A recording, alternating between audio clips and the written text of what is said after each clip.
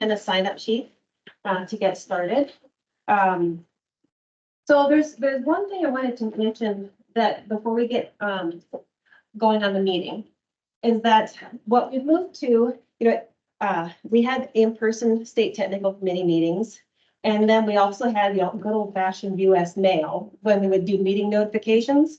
So when the State Conservation Secretary Kathy Irving had a mailing list, which was great. And now we have my secretary, Randy Packa, who's here. And we're doing more things by email and specifically by Gov Delivery. So Gov Delivery is our email listserv. And when you go to farmers.gov, you can go there and you can subscribe to updates. So I'm encouraging you and your organization to go to farmers.gov and subscribe for updates. And what's really cool about it is when you go on there, you can enter your email address and then you can scroll down and please select State Technical Committee because then you'll get the notifications of our meeting. But also, if you keep going through the list, you can do a state by state down to the county level subscription. So if your producers have land in multiple counties, they can subscribe for updates in multiple counties. So it's a really cool way to keep track of what's happening with the USDA, Farm Service Agency, and NRCS, and the local service centers in those communities. So that's really important, especially as we have some opportunities for EQIP and the other conservation programs that come down to the local level.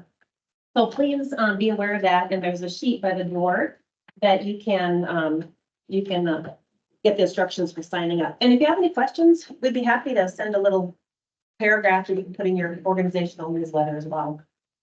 Okay, and if there are people that prefer US mail, please let Randy know, and she can actually get a physical copy in the mail to their people as we have meeting schedules.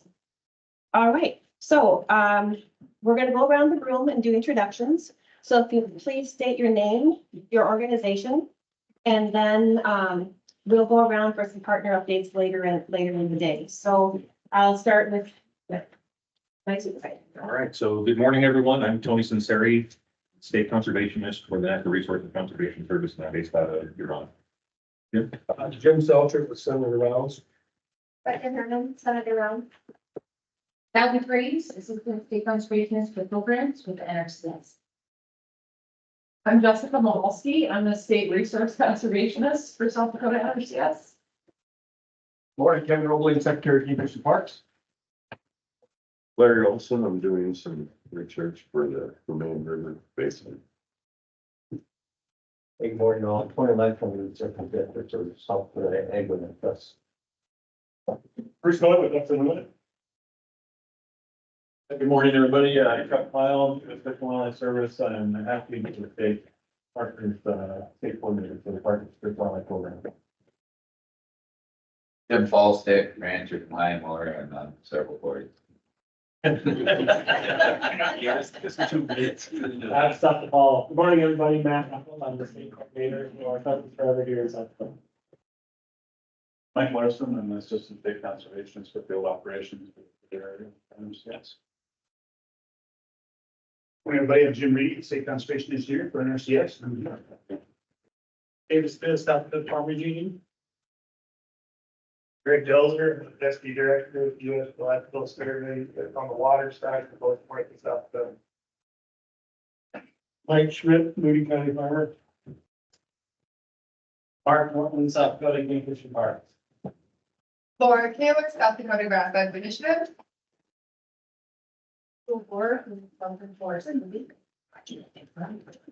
Chief Southwest Health Coalition. Good morning, Paul Lepisto with the Eisenhower League of America. Matt Morlock, Regional Conservation Partnership Program Coordinator for NRCS. Pete Bauman, SDSU Extension. Morning, I'm Tate Lance. I'm the assistant state conservation for field operations and recs and field squirrels. Miguel Hernandez, public affairs intern for the field. Tiger Hog, conservation program manager for the Farm Service Agency. Angela Ehlers with the Association of Conservation Districts. I'm Emily Holmes. I'm the State Land Management Specialist for South Dakota. Yes, Emily Ward. George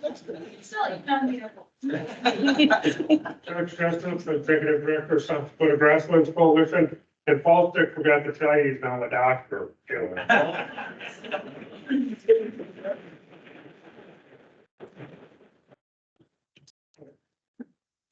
George Van Dell, I'm here with the South Dakota Wildlife Federation.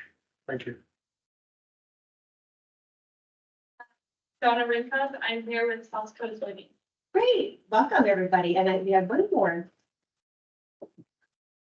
I'm going to get mask too. Thank you all for attending today. So again, welcome everyone. I'm really excited to see how many partners we have in the room today. I want to start off this meeting just with an explanation on what is this? What is the State Technical Committee? What is the purpose of this meeting? And this is a unique committee. So I've gotten an opportunity, I've gotten an education over the last couple of weeks about this, something called FACA. It's the Federal Advisory Committee Act. So with federal advisory committees, the idea of being able to give advice to a federal entity or a federal executive branch agency, it's actually limited by the Federal Advisory Committee Act. There's only certain groups that have the ability to do this, and it's closely regulated by Congress. And we have to send notes off to Congress, let them know what we're doing, who's all involved with the meeting, what the advice was. We have to track expenses unless the committee is exempt from FACA. So the State Technical Committee is actually a committee that is within law is exempt from FACA, which means we can actually go out and we can solicit advice from partners and from entities across the state on how we're doing or recommendations on how to operate our programs better within the state. So this is a little bit of a unique committee. And this is not just the State Technical Committee, but also our local working groups across the state, which are subcommittees of our staff. We're an agency that really prides itself on being locally led, and this is part of the process. This is part of the process to hear from you on what's working with our programs, what's not working with our programs, what are our main concerns that we should be looking at statewide to be prioritizing our resources. How can we work better? How can we collaborate better with each one of you in your organizations to make sure that the resources that are coming in through USDA, NRCS can work with your programs so that we're working better for our constituents across the state of South Dakota. So I just wrote down a couple things. So the state tech role is to provide information, analysis, and recommendations to the NRCS state conservationist on issues related to farm bill conservation. It is an advisory committee that allows the state conservationists to seek advice, ideas, and recommendations from those with an interest in natural resource management in South Dakota. So while we have an agenda today, this is really an informal meeting. This is an opportunity. And if you have questions, if you have concerns, if you have ideas, recommendations, this is your opportunity to voice them. This is your opportunity to let me know what's working and what's not working. I have the majority of my leadership team here to hear you also. That's why we have so many NRCS folk in the room, is to hear what your ideas are, hear what the recommendations are, so that we can take that back and try to figure out how to improve our program. So please use the opportunity. Please raise your hand if you have questions. And as we get further in the agenda, and if your topic wasn't on the agenda, raise your hand. I want to hear what you have to say. This is an opportunity. This is one of the opportunities throughout the year that we have to talk about what's working. So with that, Colette, what's next on the agenda? Okay. So we're going to go ahead and move just down the agenda just briefly. First item is actually congressional delegate update. So Jim or Rebecca, do you want to? Yep, I'll go ahead and take it. We flipped the coin and I lost. So. Really, the big thing that we're focusing on that this group is interested in is the farm bill.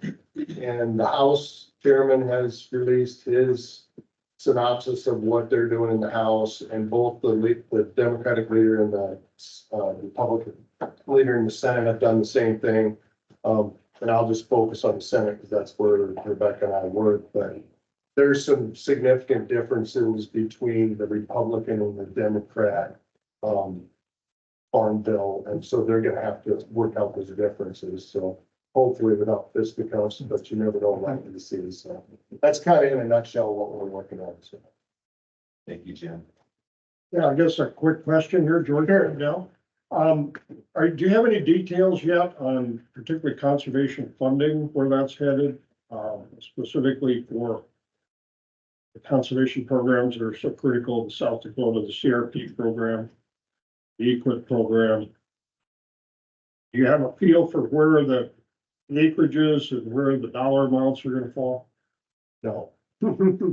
That's the short answer, but we understand because of the feedback we get from all the constituent groups and the individual constituents of South Dakota, the importance of these conservation programs to both the farming and ranching communities. So we just continue to work on that. That's part of the differences of what one party versus the other party wants to, to be honest with you, Democrats want to impose some restrictions on operations, and the Republican Party has a different opinion on how to do that. So that's one of the things that has to be ironed out, is how we're gonna get through that. So, I appreciate your work on that, both, are you with Brown's or Coon's office? we're both with rounds. Both in Brown's.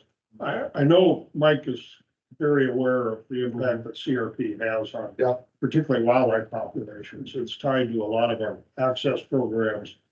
And it's really critical for a whole host, I call it the 900-pound gorilla. When it comes to habitat. There's nothing that we can do as a state or any private entity can do that is even comes close to matching what USDA can do with a good program. So I just encourage you to keep up with it. Thank you. Yes, sir. Question on timelines. Are you feeling like we're gonna get something here in the next 3-4 months? Or are we gonna be after the election? Likely after the election. Likely after, yeah. We're probably gonna see an extension sometime later in the summer. That's what I'm Small and, we're only a year out. I mean, past.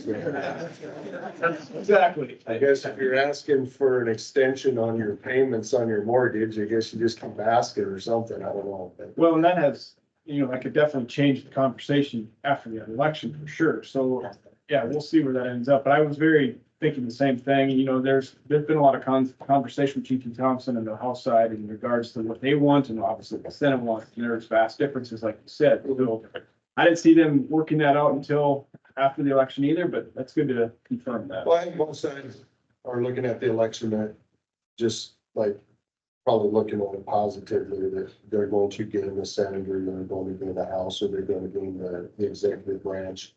And of course, the people are going to decide that. So, I mean, The biggest thing too is Chairwoman Stabenow, she's not returning. So I mean, that you would think that there would be some momentum there, and I think that's what people are still holding on to. But that's gonna change over then potentially. And what is that gonna do? Because she, in her Senate bill framework, has pushed a lot of, if we look at the conservation title in her framework, it's probably one of the lengthiest titles in the entire farm bill. And that's something she's very devoted to, is focusing on that conservation funding in addition to the funding that was in the Inflation Reduction Act as well. any other questions? Yeah, Jim. Yes, sir. Good to see you again. Thanks for coming here. So there's an overarching theme out there about IRA dollars and whether they should be rolled into the farm bill or not. So in a general sense, do you know what the senator's position is on bringing IRA dollars into the farm bill or keeping those separate? Well, in general, he wasn't for the IRA dollars in the first place. And it really had to do with the federal agencies, I'm gonna speak for you, weren't prepared for that kind of money. And the programs really have to be set by Congress.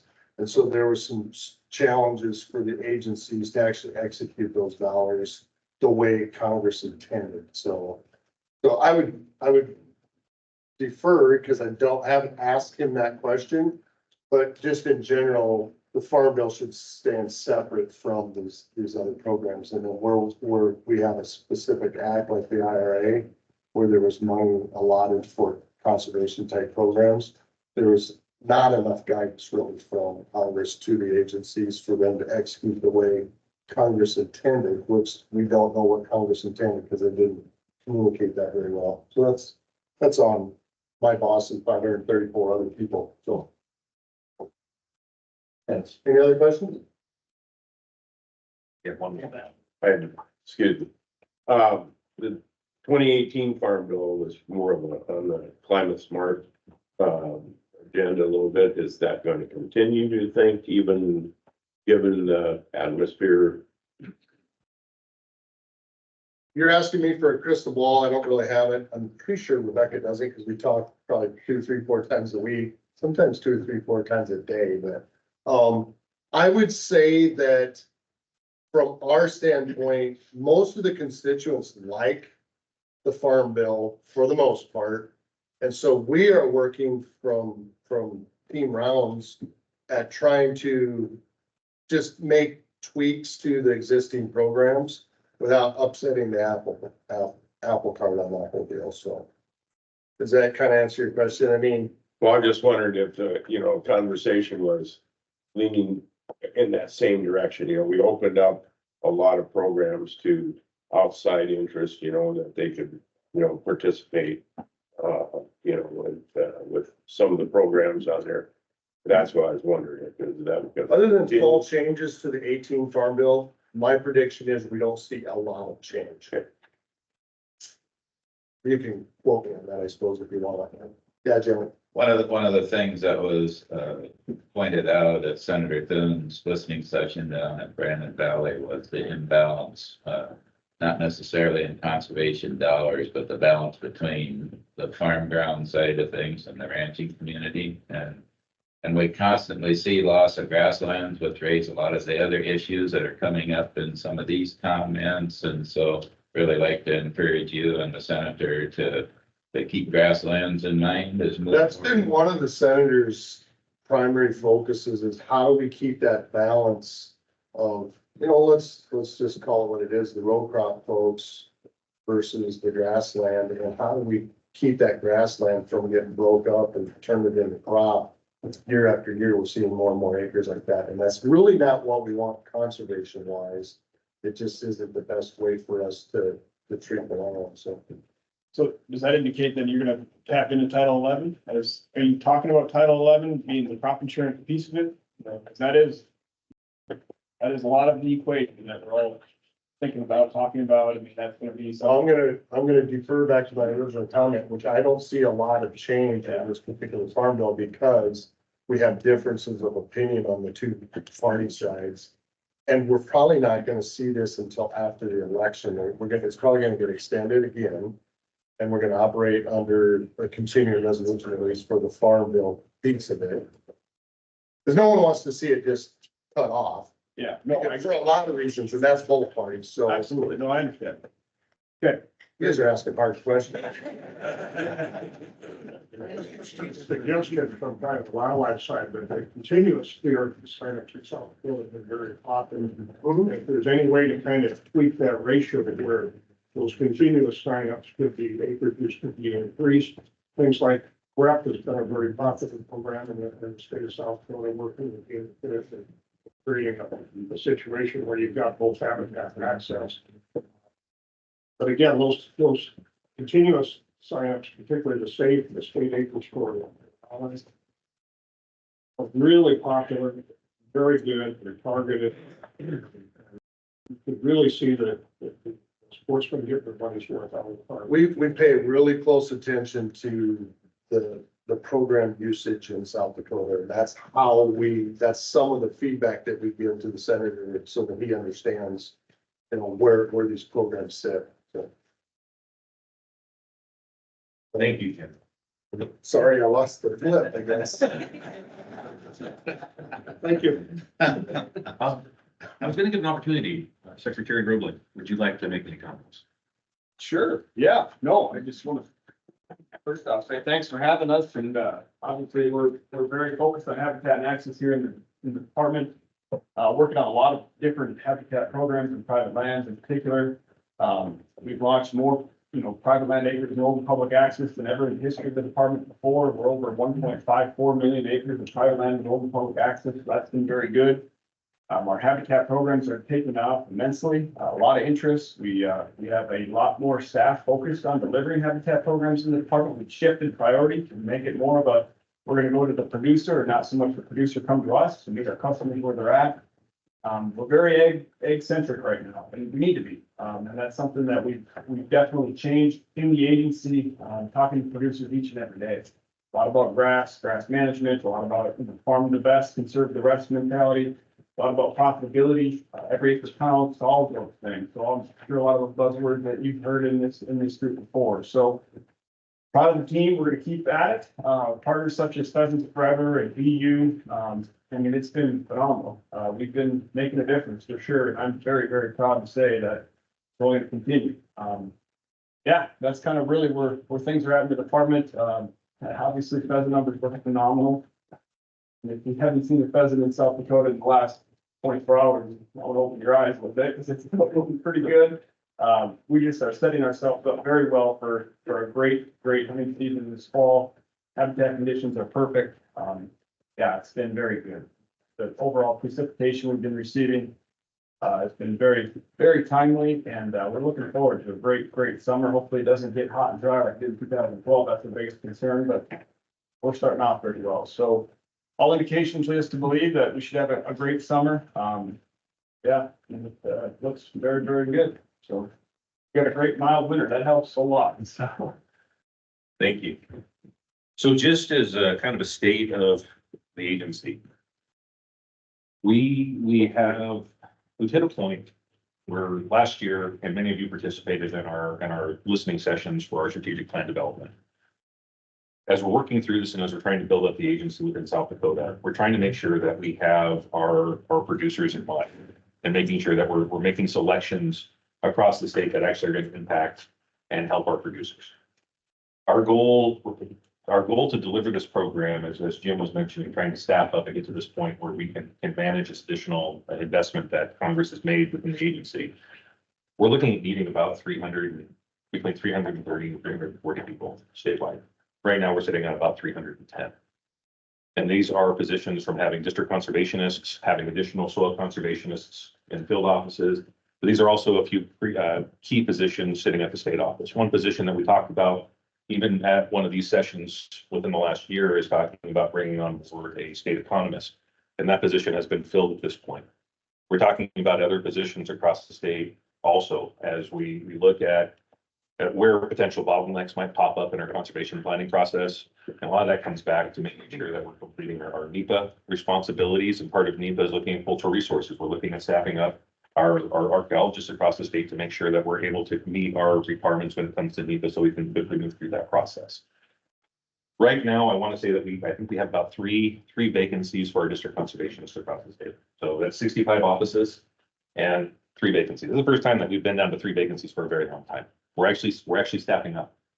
National attrition rate is about 8 to 10%, which means it's hard to keep up with that. We can hire 10 people, but we're going to end up losing 4 or 5 people in the process of trying to hire 10. And that's through people moving up into promotions. That's people leaving the agency to go to partner organizations, that are people retiring. It's just other opportunities. In South Dakota, we're down to, I think, about a 2% attrition rate. We're actually keeping people. We're actually bringing people on board. And we're actually able to keep them here. I think since the beginning of the fiscal year, we've lost 3 people. And I think 2 of those are retirement, 1 person left. We're actually doing pretty well. And it's exciting to see because I can't speak for all of my counterparts, but as I kind of compare South Dakota with some of the surrounding states, we're doing pretty dang good as far as encouraging people to come work for us, and we're getting skilled people. We're trying to find the right people to bring into the field offices, individuals who have the ability to communicate with farmers and ag, and that's not always easy to do. The marketplace and being able to pull employees, and especially out of school, that have that farming background, it's getting fewer and fewer. Ag is a shrinking marketplace, especially as we're trying to bring more people into the agency to be able to communicate with our agricultural producers across the state. So we are making progress. We still have a ways to go. One of the priorities that the chief has for us right now is a well-trained, diverse workforce. And we're working on that. We're doubling down on training right now across the state. We're looking at recruitment opportunities nationwide. We're really trying to focus, if we can hire them from South Dakota, we're going to hire from South Dakota. But that's not always the option. Sometimes we have to look at a little bit more of a regional basis. But we are encouraging more and more people to come to South Dakota and experience what we have going on here. South Dakota's in a really good spot. As I look across the nation right now, when I first got here, I had some concerns about where the state office is. State office is in a little bit of a tough spot for me. Huron is not the most desirable place to be in South Dakota. And there's some other challenges there though too, with 2 hours away from an airport and 2 hours away from here, and 2 hours away from the land grant, 2 hours away from pretty much everything, except for Rapid City, about 4 hours away, 45 hours away from Rapid City. But one of the benefits of where the state office is, even though I'm distant from partners and I'm distant from kind of everything, I'm in an affordable location. And that's something, there's something to be said for that. I look at some of my counterparts right now, they can't hire anybody into Bozeman, Montana right now. Nobody can afford to live in Bozeman. I don't have that problem. You can still buy a house in Huron for under 100,000. I look at my neighbors in Iowa. Des Moines is getting to that same position where it's hard to buy a house in Des Moines. Bismarck, North Dakota, it's hard to buy a house in Bismarck, North Dakota. So we still have the ability to bring people in and still bring good people in. We're having to be a little flexible on exactly where they work. We may have to let them work out of a field office someplace in the state, but we're still able to bring people in. We are looking at new strategies when we're training. We're trying to double down on training. We're sending people to more training than we have for a long time. But that's because I have close to 120 new staff in the state. So we're getting there. We're getting there, and my focus in South Dakota is making sure that we have a competent workforce. I want to make sure that the folks that I'm sending out to the producers across the state have the knowledge they need to actually be competent in their position. And when we're pulling them right out of school, they're not always there yet. So we're working on that. And once we build up that competency, we're going to be working on that confidence that they're going to have in being able to work with producers and provide that experience and the advice needed to be able to help move producers across the state in the direction where we're looking at sustainability. My goal is I want all these agricultural operations across the state to still be here in 100 years. That's what I want to see. I want to see agriculture continue to be sustainable in South Dakota. And that's what this agency is really focused on trying to do is promote sustainability across the state. And we're getting there. We're making some huge progress. This year, and Val, I don't know if you're going to talk about this in your presentation, about 80 million is what we brought in this year between our two main programs. Yes. So CSP and EQIP, about $80 million a piece. And that includes, is that right? Total. Yes. Oh, sorry, I said Yep. piece. $40 million a piece, total of $80 million. And that's a combination of our traditional funding. So that's traditional Farm Bill funding and our IRA funding. This is year 2 of IRA. So the way that they originally set up IRA, the Inflation Reduction Act, is it was about a 25% ramp up the first year increase in funding. The second year, which we're in, was about a 50% increase in funding. The third and fourth year, we're going to be 100% increase in funding. So we're in year 2. Next year, we're expecting to see additional funding coming into the state. We still do have a need. We still have applications that we were unable to reach this year. We still have a standing register of applications of producers across the state that want funding. So we're still in a good spot to provide that additional funding as we move into next year. One of the biggest challenges we're running into, or not biggest, but one of the challenges that we're running into with CSP right now, payment limitations. So payment limitations is once is it 450? I want to make sure that my number's right here. So once a producer has received payments through the Farm Bill at $450,000 over the. Sorry, Oh, that's equal, CSP is 200 and 400. Thank you. All right, so once they hit that payment limitation, that means that they're no longer eligible to get any more payments within that Farm Bill lifespan. So every year that this Farm Bill gets extended, that means we have more and more producers that are falling off the list because they no longer are eligible because of payment limitations. So I'm hopeful. I'm hopeful we're going to see this within the next year so that we can get some of these folks back into the program through renewals and other sources to get them back into the program. Because we have a lot of folks that are getting this.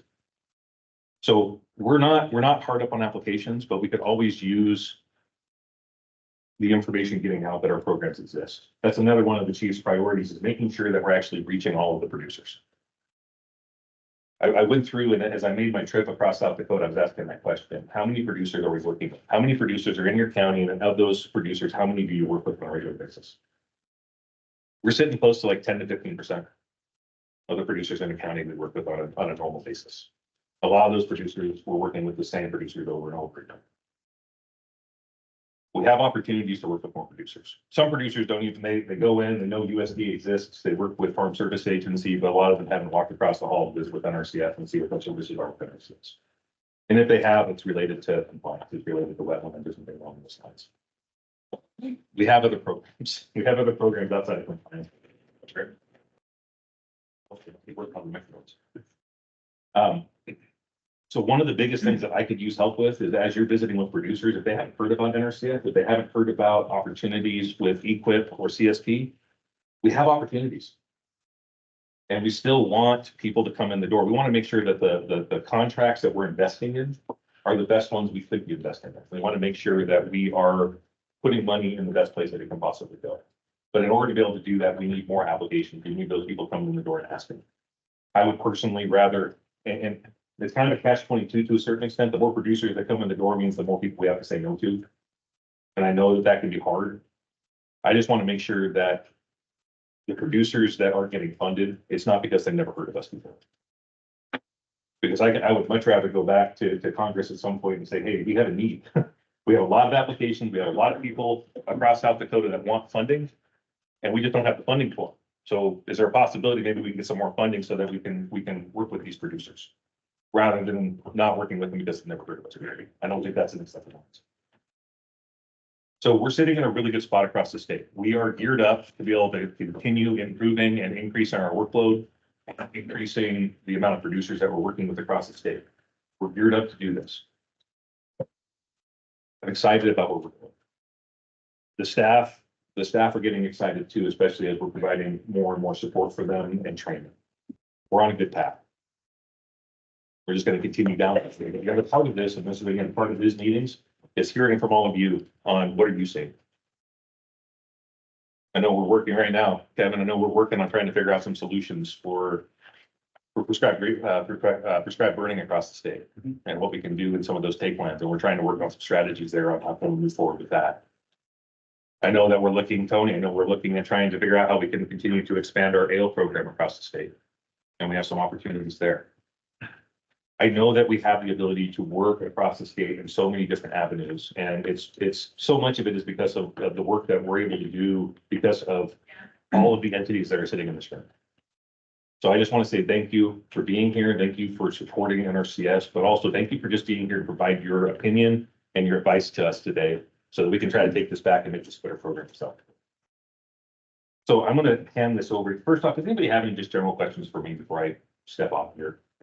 Yes. Just one question on burning. Are there any options for a private producer to get assistance to do some management, for example, pollinator plots, things like that, that could really benefit from some burning, but at least I'm not aware of any entities that are available to help and assist with an intelligent, I call it an intelligent burn, one that involves a burn plan rather than match in a four-wheeler. Are you aware of any programs that are out there that private landowners can get help to burn? Are you talking about the actual burning? Yes. Well, I don't know, maybe Pete's got some ideas here, but, NRCS personnel can assist with burns, but we can't lead the burn. So, I know there's prescribed burn associations that are doing that. But if there's not one in your area, I'm not sure how that really do. Those kinds of things are. So we intended to do just a brief synopsis on kind of where we're at with burning and just kind of maybe set the stage a little bit here today. Sometime we can do that right now if you want, or we can wait, or. Well, I think this is a great conversation that we should have, but we do have a lot of agenda to go through. So, and I know that there's some folks on the Teams call from out of state that wanted to give a presentation today. So I'd like to get through that before we get in too deep into the weeds with burning. I'm satisfied with that, but maybe that's something we could put on a future agenda. You bet. I do think it should be addressed today, but there is some answers to your question. Thank you. So to circle back to capacity, I mean, you said 300 additional staff. No, 300 total is what I have. How many are you planning to hire? We're looking at probably another 30 more statewide. 30 statewide. Yeah. Okay, so that your full capacity is About 330 to 340 is full capacity. Okay. Right. So part of what, thank you for bringing that up. I just wanted to bring your attention to the agenda. And in the packet, there was a map. And there's one little correction that needs to be made. The top part of this page is the NRCS leadership team for South Dakota, which are capacities. And then, but please know that Ryan Horst, so Jessica Husky is back in place. Well, I should have made Ryan come today. Yeah. I forgot. So we're trying to keep staffing updates current, but that one does need to be made. And then we also have some other staffing. So with this map, part of the reason we want to put it in there is because Tony referenced locally led process, right? So we have the resource unit conservationists who oversee multiple county offices, and then down to the district conservationists who work at the local level with our conservation district partners and many non-government agencies. So we do have some staffing updates. One of those that's on there is Val DePraz. So while she was on for our March State Tech meeting, she is here in full force today with her full capacity as a state assistant state conservation programs. And then we've got Jameson Winter, who is the acting conservation stewardship program coordinator. We have David Flannery, who is our new easement coordinator. And he's full-time now too. And then also I want to point out the resource unit conservation at the bottom. Please do work with them if you've got, because we know that locally led projects with our natural resources are not on borders, right? They don't follow county lines or political borders. They're resource based. So they're really great to work with the resource unit conservationists for those local projects. There is one credit or edit to make. The Glacial Lakes resource unit. We have hired Jeremy Silva to be the resource unit conservationist for that location as well. So please feel free to connect with them locally as you really start looking at local resource concerns and projects. So, great. The other thing I want to bring to your attention too is on the second page of this agenda at the top, I know it's kind of small print, but those are the priorities of NRCS as set by the chief of the agency for our fiscal year 24. So it's really exciting to see capacity building, to see the training and the other priorities set forth. And as Tony mentioned, we have many new staff, and as we're recruiting for the local level, there might be some employees that may or may not have the unicorn of experience, with being a farm kid or whatever. But this is where our partners could really help out. Because in your community, in your county, or if you're working with an area, maybe with a conservation district as well, maybe if sometimes they just need to come out to the farm and spend the day with the farm or the ranch, or come out with our partner biologists or someone to help give them a more rounded experience. Maybe they need to go to the grazing school or the soil health school. But this is where we have great employees coming up. We're really excited about our new crop of people. This year, we actually have 13 Pathways interns. South Dakota is one of the lead nations in the state for hosting conservation interns. So, yeah, but anyway, I'm excited about what to say. But we're just really excited to be working with young people to get them encouraged with a career in conservation. So thank you. But I just want to bring those priorities to you because we're trying to follow our state goal with that. So, okay. Next on the agenda, we're going to do our ecological sciences update. Then we'll have oh, sorry. Just a quick comment on the whole new employee, 31 new bodies and stuff. I don't remember if it got reported out to state tech in a formal way, but last December, the organization, the multi-partner, 31 organizations coming together specifically for young new staff to get oriented in South Dakota. Probably one of the best things that we've done in 2 decades. And so I would just encourage NRCS and FSA to really throw their hat in the ring again on that. And I think that should be an annual event. I know these staffers get pulled away to a lot of organizational trainings, but I would say for the benefit of producers and staff and connectivity, that was a fantastic idea, and we really should pursue that annually. So, appreciate that. I would agree with Pete there. I mean, we need to make sure that, staff in the state government and the federal government and all the NGOs all know each other. And that is a huge hurdle, obviously, because it's hundreds and hundreds and hundreds of people. But That is gonna make us way more productive moving forward, talking to producers, you know, making sure folks are in these programs. Got to continue doing that. Whatever it takes to do that, I think we need to figure that out. So Agreed. And thank you for bringing that up, because we've talked about that. We all got to working in we've got this much work to do, right? And it's very exciting. But as you have organizational meetings, call us, say, hey, can you stop by to give an update, or can we connect by teams, just so that we can update your field people of what's happening within the agency. Did you know we got this, and guess about that? And the same for us. We need to be better about that too. So thank you for bringing that up about having some partnership communications. Just send an email. We'll get somebody there. and in the simplest things, even enrollment periods, you know, that is something that changes all the time with the NRCS. When the funding's available, when can a producer enroll? I mean, that's something we really need to communicate better on. And I know it's a moving target for these folks because it depends on the funding, but the second you hear those words of, hey, we're open now, funding's gonna be here this time of the year, let us know, because that helps us a lot and deliver your programs as much as ours. Okay, so enrollment periods, we're gonna talk about that too. But I want to go back to, this is the importance of that farmers.gov subscription, because all of our NRCS announcements go through that list room. And if you check the box that you want news releases, you'll get the announcement for your county or your topic. So that is the way to do it. And you can have people get up, talk to the local offices as our fee. Then also, I think Angela will be speaking in later on about this little gem here on the agenda. So, all right, I'm gonna let Jessica give her ecological sciences update, and then we'll hear from engineering. Okay, so I don't want to take too much time today. Good morning, everyone. I guess a few things that I wanted to touch on just from the technical side of the house. You know, Kevin brought up a good point about interacting, you know, different personnel from different agencies interacting and working together. I do want to say that one of our efforts that we're working on for this year is to help with more partner trainings. I know Emily is leading our training that we're having next week for Game Fish and Park staff. I just want to put a plug in though. If you've got employees that are going to be working congruently with NRCS staff and you want them to come to some of our NRCS trainings, and we have a lot of them, let me know, you know, reach out to me, reach out to Emily, you know, reach out to someone else on my staff.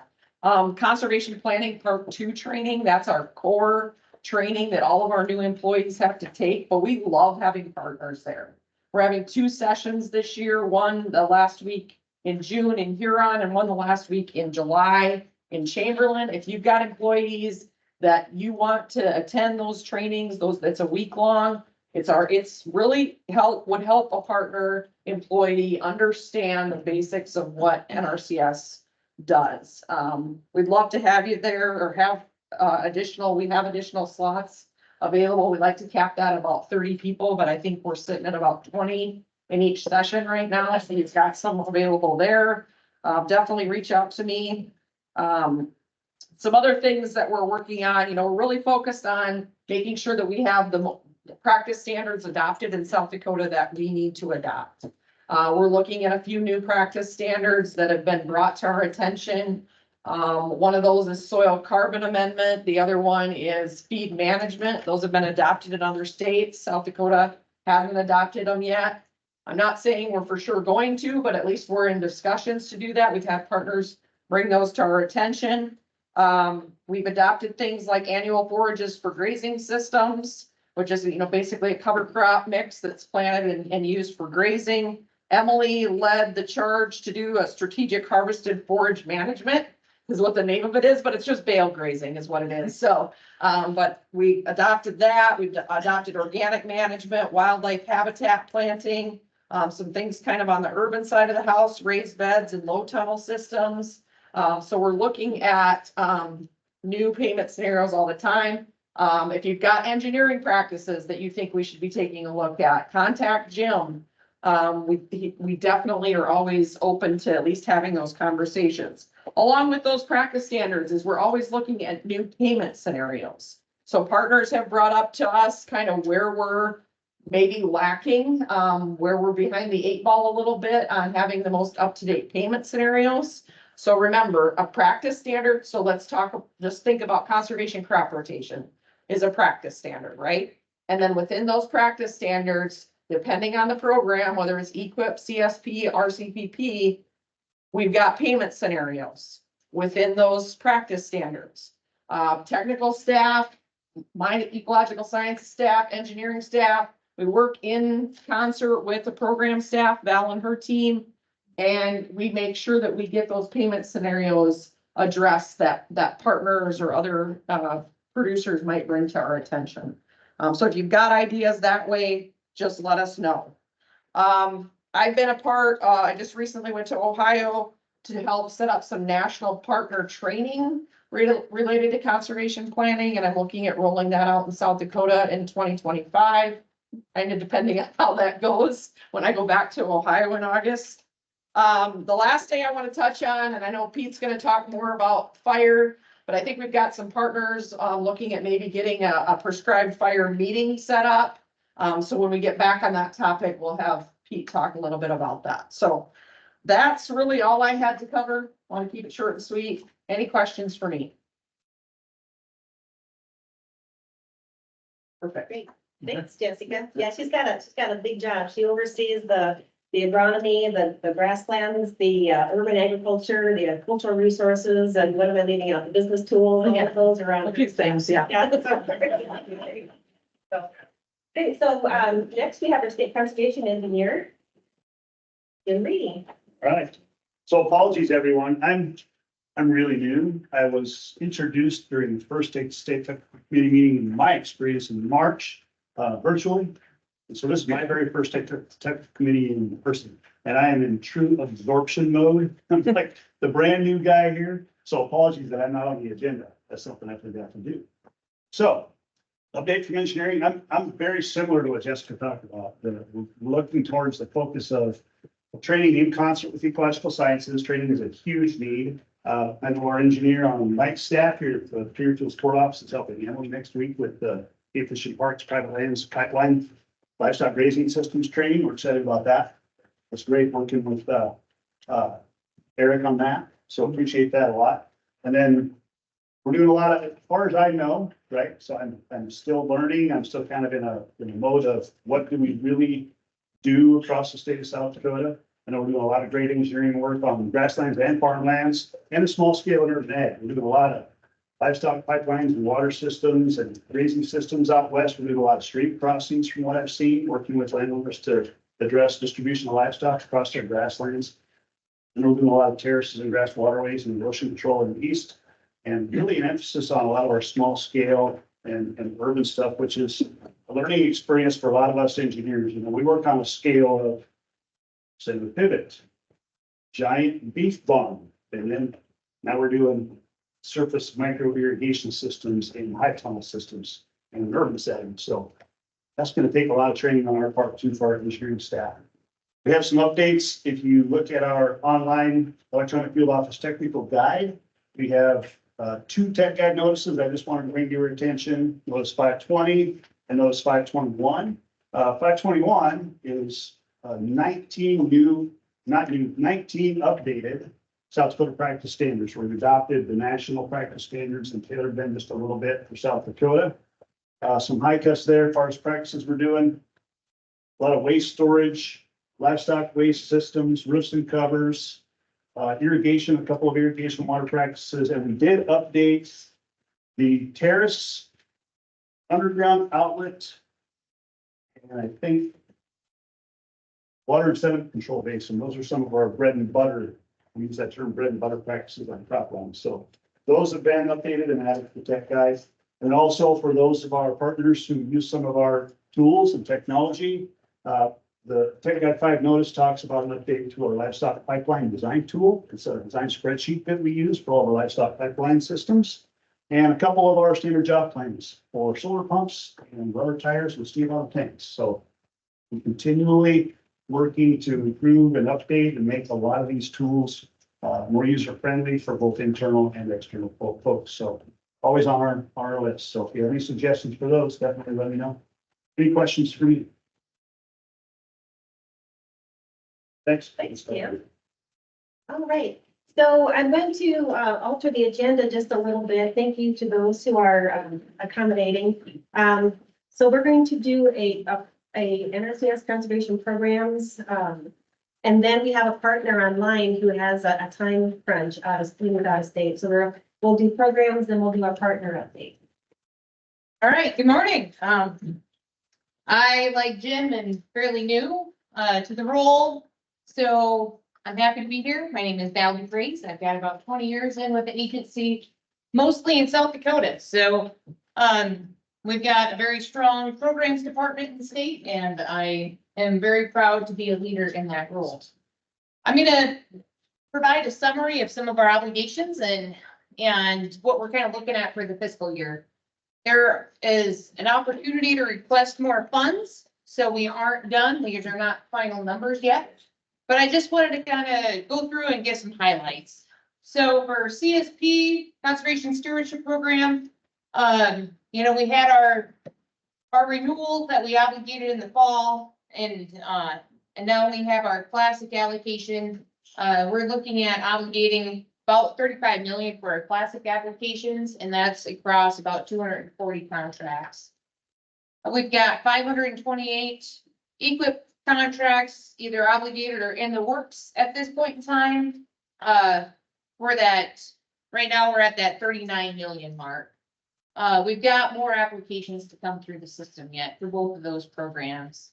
For RCPP, we've got some land management and rental projects that are in the works for contract obligation, and we're sitting about $3 million for those projects. So all programs, it's border to border across the state. So like Tony said, we've got a high demand for the program dollars within the state. We've got we still have about 900 unfunded CSP applications that we've got on the books. So in prior years, with the additional allocation, we're able to work on that backlog some, but there's still a very strong demand. We have requested a few more funds this year, but there's, a lot of different states looking for additional funding as well. So we'll see what we get. Equip, we have about 1,400 additional applications that are not funded. And there again, we were able to work on that backlog, but we still have a very strong demand across the state. So I'll move into our easement program. So we were able to fund 5 WRE applications to restore wetlands and wetland habitat for about $3.4 million. And we were able to pick up a couple ALE easements for about $900,000. So, looking for fiscal 25, we're planning ahead.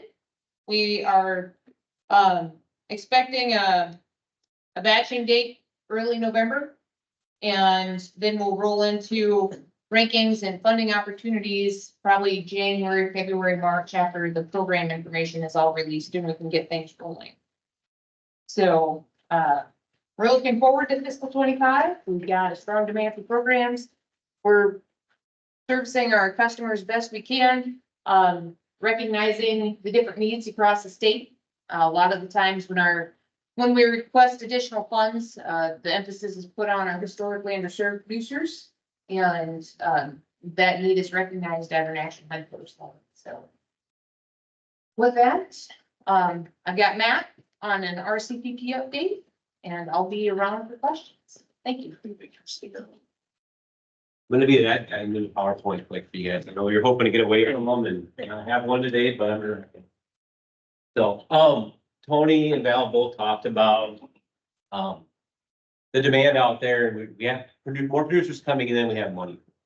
And one of the good things we can do is use the RCPP program, to help us meet that demand. And we right now have a good opportunity with a new national funding opportunity that just came out about a month ago, and it's going on right now. So I wanted to run through that funding opportunity for you guys. Like I said, this is a good way for you guys as partners to assist us in bringing more money to the state so we can meet that demand from producers. It also helps us bring in new customers. Like Tony said, that's the focus of ours, is to bring in new customers. We with our field offices, we get 10 to 15% of the producers in the door. This is a way to bring in more because it's you guys helping us bring money in, bring producers in. So it's a way to hit more people. So I want to take a little bit of time to run through this new funding opportunity that's out there right now. The application deadline for this national funding opportunity is July 2nd. So we have some time. We're getting close. We have to put a proposal together and things like that, but we have some time still to put one out in and put it together. Let's do July 2nd. This go around is $1.5 billion. I have a hard time saying billion because that's a big number. Bigger than we've ever seen. It's about double what we've seen in the past for RCPP. So there's a huge opportunity nationally to bring funds into the state. For projects, we can go anywhere from $250,000 up to $25 million. That's both financial assistance and technical assistance. I can tell you that if you do a $25 million project, that means about $18 to $20 million in financial assistance going on the land with producers. So we can take a smaller project up to a very large project through this program. So it's pretty wide open there. There are two categories to keep in mind. There's RCPP Classic you can apply for. If you don't feel like you have the capacity as a partner to write contracts and manage that producer contracting and things and financial management, RCPP Classic is an opportunity to put a proposal in, bring the money in and identify it, and then have us handle the contracting, work through our field offices, and we'll do all the contracting work and all that financial stuff. If you want, you have the capacity and you think it'd be great for your own organization to handle that and stuff, and kind of do a little bit of streamlined approach. There is also the alternative funding arrangement process with our CPP. So you can go either way. If you're a bigger organization, you have that ability to deliver contracts and do that funding management, the AFAs are a good way to go. You guys can do the bulk of the work for us. But if you can't do that, we have our CPP Classic also, where we'll handle that. So there's a couple opportunities or different ways to go about it. What can we do? Land management activities, and we try to avoid using other programs we're talking about our CPP, but when we say land management activities, that's kind of EQIP and CSP activities, things like that, tied to our practice and standards. It's contracts with producers that are going in the ground, planting vegetation, doing pipelines, things like that. Another thing we can do is land management payments in support of those land management activities. So providing kind of like a thing of CRP type thing, a short-term CRP. We can do some land management or land rental payments with our CPP. The other big thing we see a lot of in the state is easements. We can do both entity held easements or we can do US held easements. So that's also an option under our CPP. And you can do a mix of this stuff. We can do easements and land management together. Our CPP is pretty wide open on what you can do there. If you're interested in doing that, they're conducting weekly webinars on Thursdays. And then they will be they're recording them.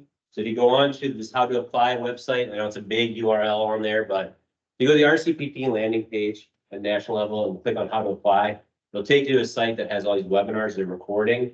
They're available for you. It's a good way to get information on how to write the proposals, more in depth of what's going on. But if you're interested, I would direct you to that website or give me a call. I'll put my contact information up here in a second. And if you know today you want to do it, there are some NFOs up here, some funding opportunity pack pamphlets that go through all the rules and guidelines. So feel free to pick one of those up. Like I said, there's my contact information. And this is a focus of ours, and we can stand up here and talk about it. And this is what we can do with the program. But we felt like moving forward, probably a better way to tell you guys what our CPP can do is to start having some of those partners come up and give short presentations on how they're using our CPP. Luckily, Tony learned here. Tony was willing to step up and be the guinea pig on this process. So I think at this point, Tony, if you want to come up, Tony's going to talk a little bit about how South Dakota Ag Trust is using our CPP in their programs to help deliver what they want to do. Bruce, I'll put you, since you're in the room, put you on warning. Next state tech committee, I'll probably have you come up and do this. So, with that, Tony, I'll let you jump in. All right, thanks a bunch, Pat. Appreciate the opportunity to get to visit with you a little bit about what's going on with South Dakota Ag Trust, specifically with the RCPP program. First thing you need to know is that if you've ever paid much attention to RCPP, you hear a lot of grumbling. You hear a lot of grumbling at the national level of how the program is administered. and how ineffective the delivery has been at times. I'm here to tell you that we don't have that problem in South Dakota. And that's thanks to Matt and the staff at NRCS and the commitment they have made to helping us implement things. Now, I do believe things are getting better at the national level. There was a work group that was put together to work on RCPP. It was really a substantial burden on partners to be able to administer the program, and there's some fixes that come into place. But I get on some of these national Zoom calls and just hear people lament over and over about the challenges of trying to get an RCPP project implemented. And again, thanks, Matt. We don't have that problem in South Florida. I hated to say that. So what I want to do, and I think most of you have a pretty good idea of who South Dakota Ag Land Trust is, but I just have a couple slides here, just so everybody is aware of who we are, where we came from. But again, we're just formed a few years ago. In fact, we're just coming up on our 5th birthday, which will be August 15th of this year will be our 5th birthday, the anniversary of when South Dakota Ag Land Trust incorporated it with the Secretary of State's office. The mission of the trust is to conserve South Dakota's agricultural heritage and working landscape for the benefits of future generations. So the genesis of the trust is through these 4 member organizations, and most notably among these would be the Cattlemen's who've had the lead in getting the trust pulled together, getting the initial funding to do a feasibility study, and then actually forming. But we have these 4 members listed in our bylaws as founding member organizations. The other important partner that's not listed here that's really important to bring up would be NRCS. The 2 Jeffs had a huge role, huge part in getting the trust up and running. That'd be Jeff Simprich and Jeff Vanderwalt. We're thankful that Tony and the rest of the staff have continued to lend that high level of support to our organization as we get going. But each of these 4 founding member organizations has 3 members of our board of directors who meet monthly. So we're again fortunate to have the support of these organizations as well as those representatives that have put on the board. So here's the issue. Many of you have seen around some of our more populated areas in South Dakota that there is a conversion to non-agricultural use of some agricultural lands. So the folks at American Farmland Trust did a study a number of years ago, and you can see this is somewhat dated. This is the time period from 2001 through 2016 that documented the conversion of agricultural land into non-agricultural uses, in particular development. This was done nationwide, and this is the report I have up here shows specifically what happened in South Dakota. I'm not necessarily trying to let you glean anything specific about this because it's a pretty big map on with small scale, but just, you know, the brown on the map is actually those areas in grass still, and the green on the map is that have been converted to cultivated agriculture, and then the red are those uses that have been converted into non-agriculture use or some form of development. So when you look at South Dakota as a big picture, you say, well, there's not a lot of red on that map. And in particular, when you compare that to other states who have substantial more human population, the red on this map is much more notable. But if you zero in on an area such as the Black Hills, you can see that there's a fair amount of red on this map in and around the Black Hills, where if you've been out there anytime recently, you all see what's happening out of that. And in fact, keep in mind, this is through 2016. And what has happened over the course of the last 7 or 8 years is probably doubled this. Again, if you've been out there and seen some of that, you've seen that how extensive it has been to getting development in place there. The picture you see, some of you have seen that's right up of Highway 79 in the Fairburn area. It's a property that is ultimately going to be developed, but currently it's a pasture. You know, there's one really important point that I want to make about the formation of the trust is we're not here to inhibit development. We're not here to fight development of private land. If that's what a landowner wants to do with their property, The trust, our philosophy is that we believe that they should be able to do that. We're here to help those landowners who don't want to see their property converted from agricultural to non-agricultural use. I mean, we only work with landowners who contact us first, say, hey, I'd like your assistance. Every time I sit at one of their kitchen tables, I always make the point to them that I'm there because you asked me to be here. If there ever comes a day where you don't want our assistance, you're not looking for help with an easement on your property, just tell me.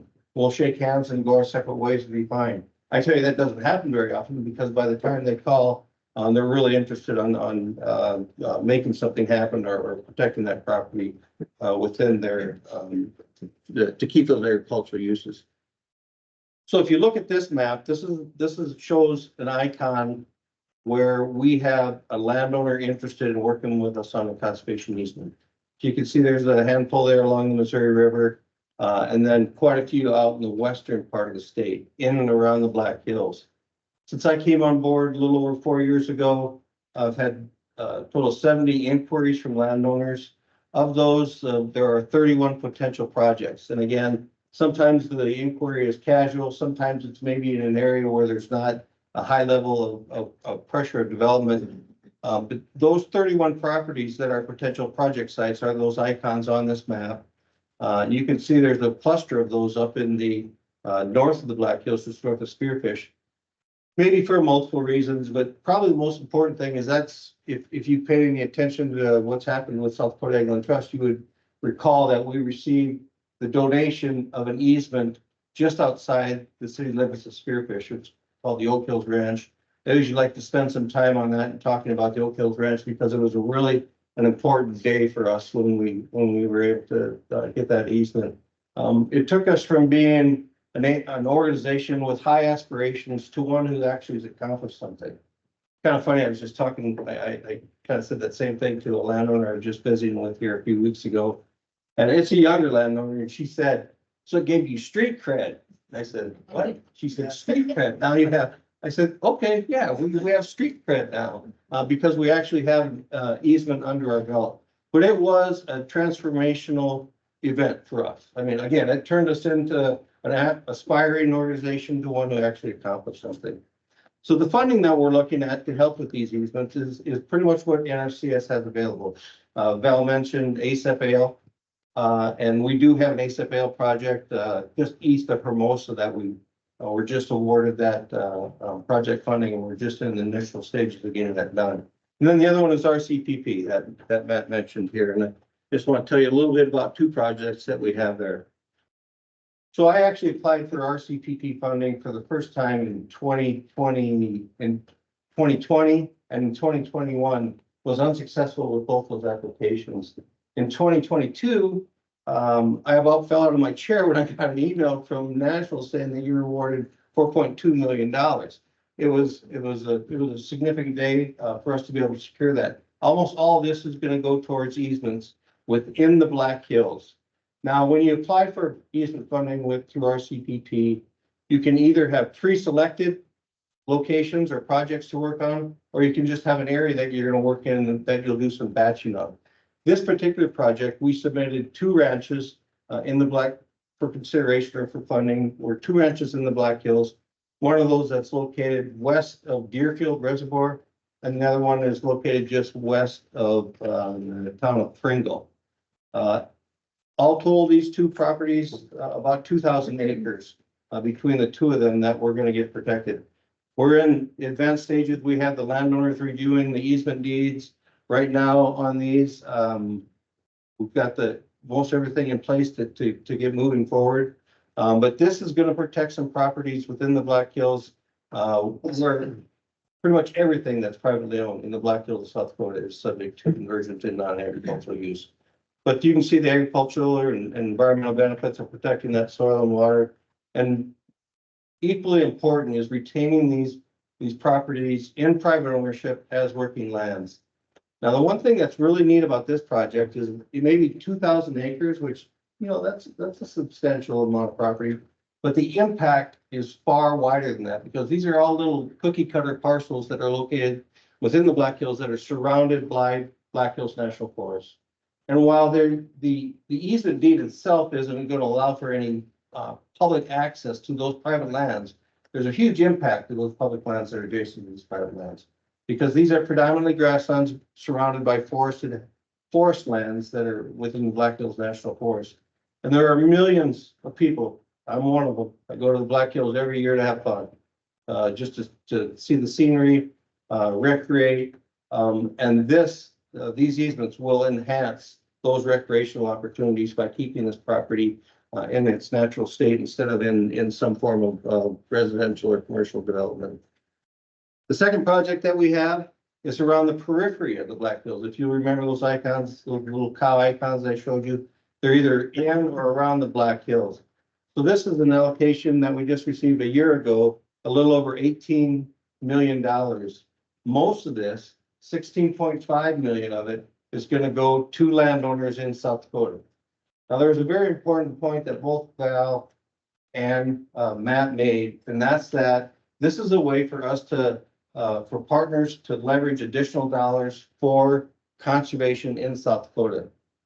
These dollars, this 4 million plus this 18.2 million, are not taken away from any other conservation program in South Dakota. All those other programs that Val mentioned are still fully funded. This doesn't detract from those. These are national allocations that we're able to secure a piece of the pie on. So of this 18.2, 16.5 of that's going to go towards easements or payments to landowners for easements. And again, what really sold, I think, on this project is the ability to demonstrate the project's goal of protecting about 8,000 acres of grassland where you can secure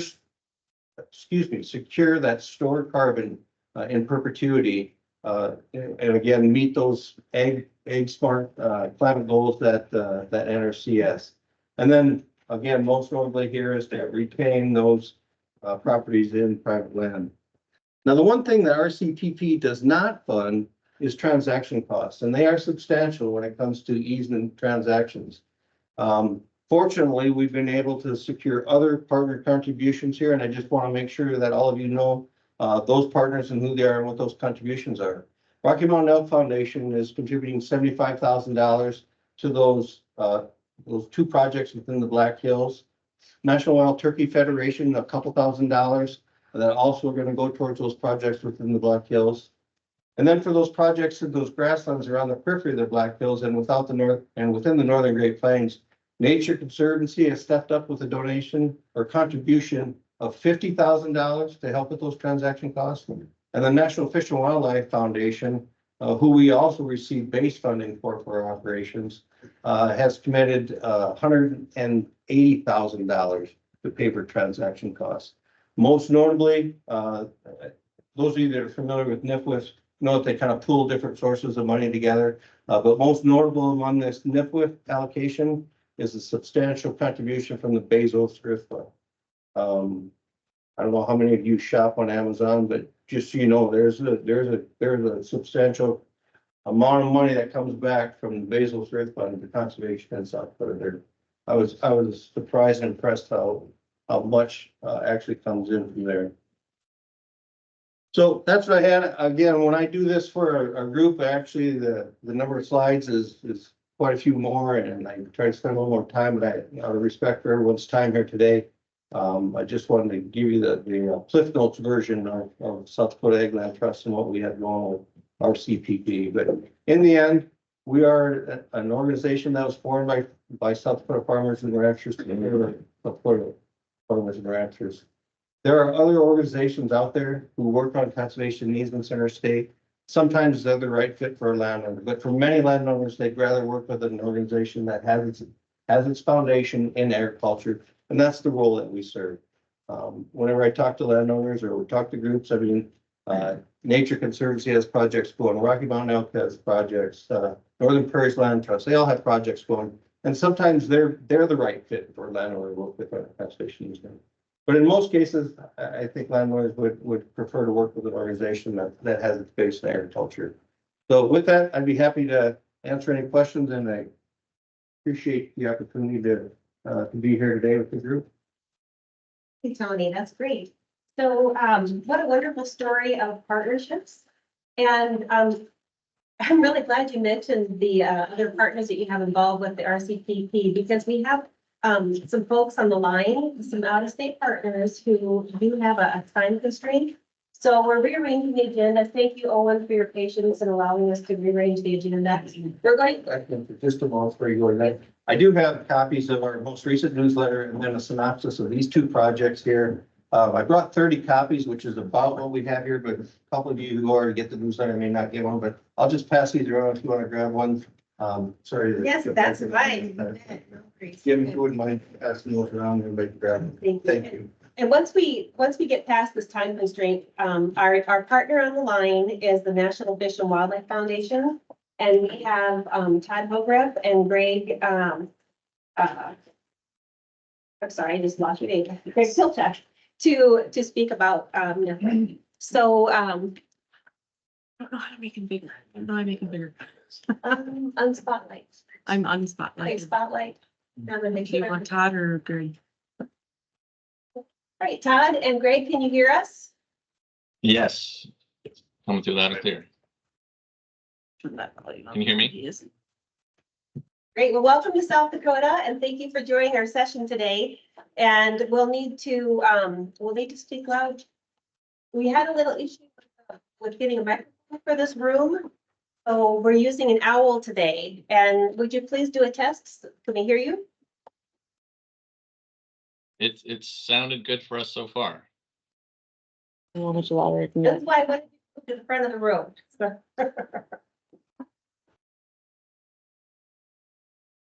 Did you all? Are we all hear us set to go? okay?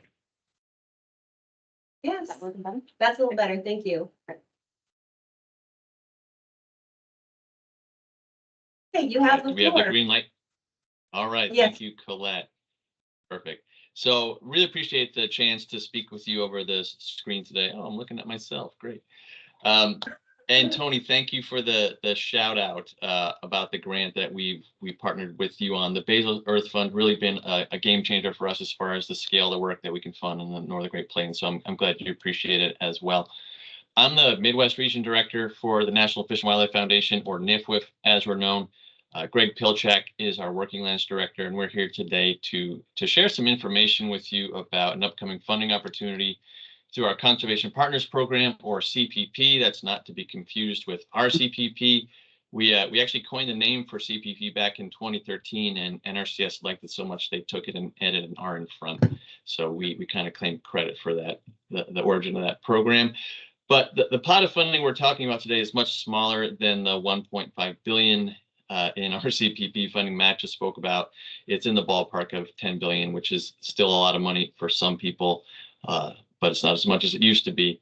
But what we want to do here is generate interest in the upcoming CPP RFP and encourage you and your partners to consider submitting an application. But first, by way of background, what is NIFWF? What do we do? Why are we talking to you? Well, we're a private nonprofit foundation with a mission to sustain, restore, and enhance the nation's natural heritage. We were established by Congress 40 years ago, and since then we've grown to become the nation's largest conservation foundation.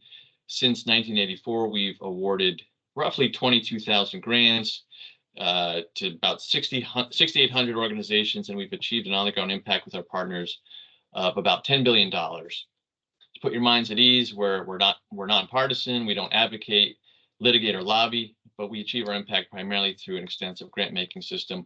We currently run more than 60 grant programs. They cover the full spectrum of wildlife issues, and for just about every major conservation issue in the country you can think of, there's a pretty good chance that we've had some role in it. But for today's purposes, I want to note how we've been working in the ag space for a long time. Ag producers are essential partners for us. The projects we fund work only with willing landowners. We stay out of the regulatory realm entirely, and all participation is voluntary. At NIFWF, we currently have about 24 programs with a focus on working land in some fashion. And one of the biggest is the Conservation Partners Program, or CPP program I mentioned. That program is funded primarily through a national NRCS cooperative agreement, as well as contributions from a host of corporate partners, including Cargill, Nestle, Smucker, General Mills, and others. And it supports technical assistance to help private landowners enroll in farm bill programs, helps them develop management plans, helps them design and implement conservation practices. And Greg is going to speak to the details of the new CPP RFP that we plan to release in June. So with that, Greg, I'll turn it over to you. Thank you, Todd, and thanks Colette and Tony for the opportunity to talk to the group today. Yeah, as Todd mentioned, I'll be presenting on our forthcoming RFP that's hopefully of interest to you and your organization. For it's an opportunity to expand your staff capacity to work with producers in the state of South Dakota. So I can share the last RFP with you, Colette, and maybe you can help distribute it to the group. I only mention that because the forthcoming RFP that's going to be released in June is going to be very similar to the last RFP. And we anticipate making grants for up to $15 million this round.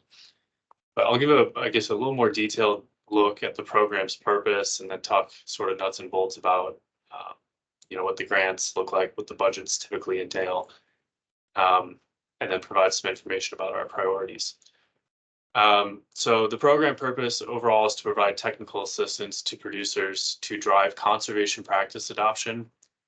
This program is land use agnostic, so we fund projects that work on cropland, rangeland, pasture land, and a lot of edge of field and associated ag land, and even in some cases some private forest land.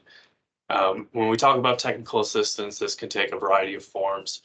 Most often, it's working with the producers to develop conservation plans, assisting them in enrollment in farm bill programs. I think that's a special thing to note because this is a partnership with NRCS. One of the primary purposes is to help write plans and help farmers meet eligibility requirements for program participation and help them access financial assistance resources. Additionally, priorities include the design and implementation of conservation practices. Often our projects that we fund have a outreach and education element, so coordinating these outreach events, workshops for producers, facilitating peer-to-peer networks, so that producers can sort of lead the project and identify and overcome barriers to conservation practice adoption.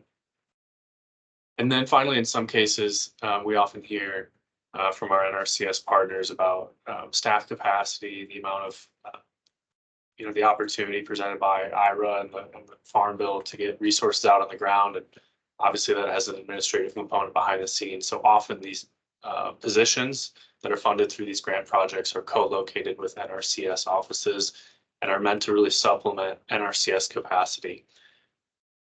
Talk a bit about the priorities of the program. Again, I think we are pretty flexible,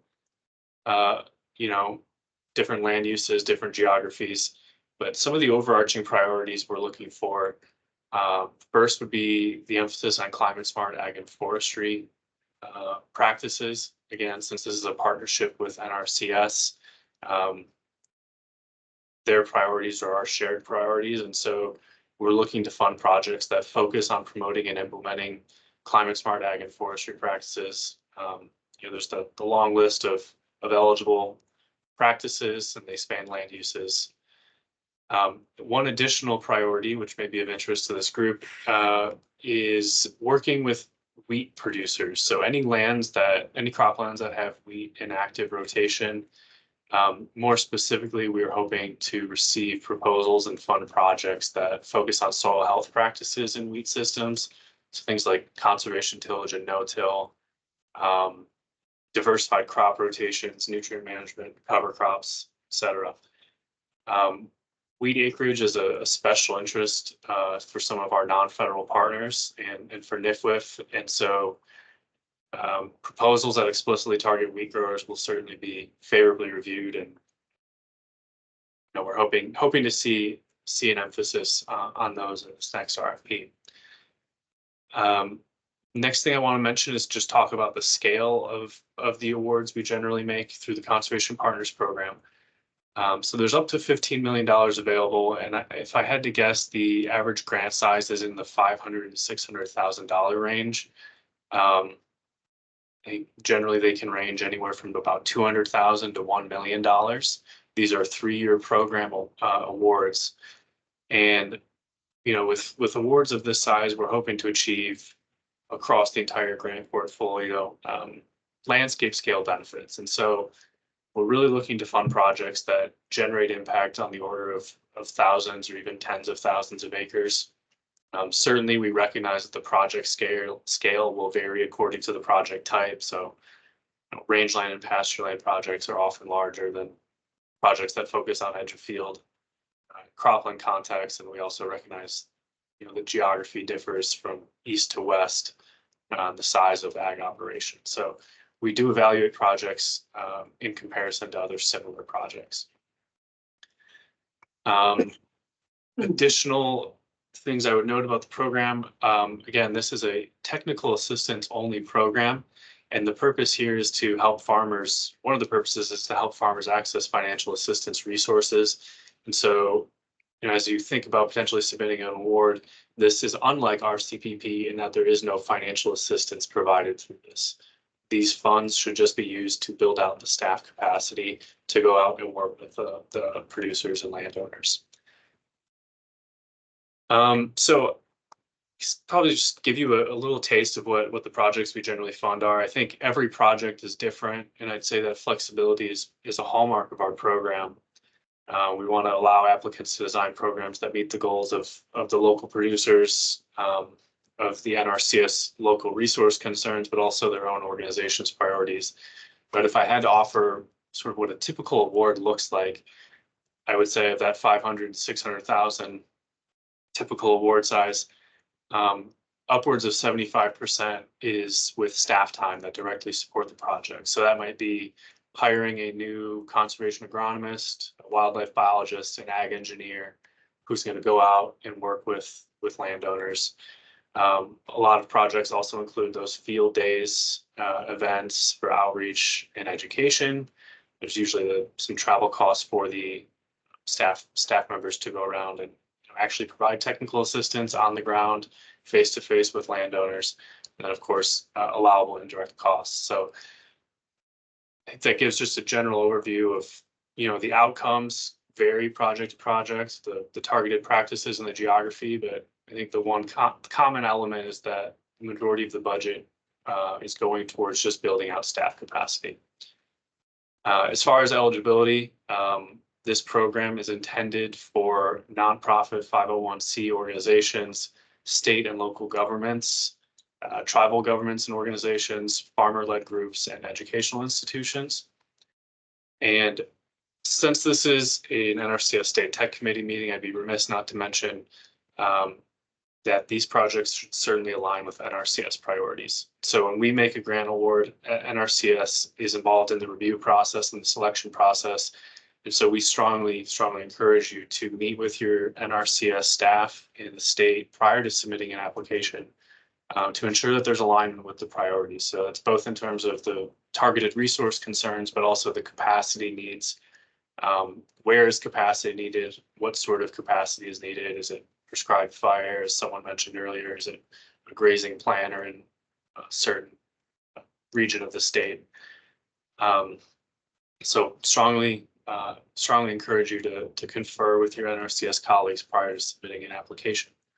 So just to sum everything up, the key takeaways are that the RFP will open in June of this year. So probably the next 2 or 3 weeks, there'll be up to $15 million available, and really hope that this is an opportunity for your organizations to build out staff capacity to work with the producers and help deliver all the financial assistance that's now available to the farmers.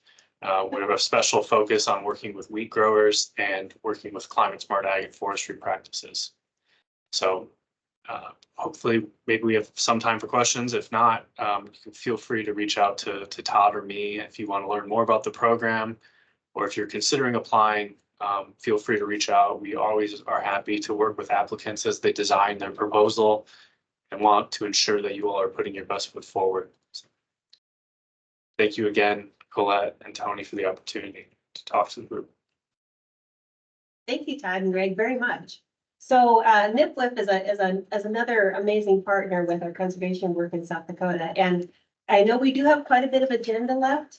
However, if there will be a couple of quick questions while they're on the line, otherwise what I will promise to do is when they send their RFP out, I will forward it through our partners network, our partners email list, or state tech list. So to make sure that everyone's aware of this opportunity to incorporate with, or projects with them. So any questions? Awesome. Thank you. You're welcome to stay on for a few minutes and hear the next reports. And otherwise, thank you very, very much for taking time. And this is just a great example of how we can bring more partners to the table to make things happen at the local level. Awesome. All right. Thanks, Colette. Thanks, everyone. Thank you very much. Okay, so I'm going to back up in the agenda, and so thank you, Owen, for your patience, and if you want to go ahead and do your presentation now, and then we'll move to the partner section and reports. Please. Yes, on the-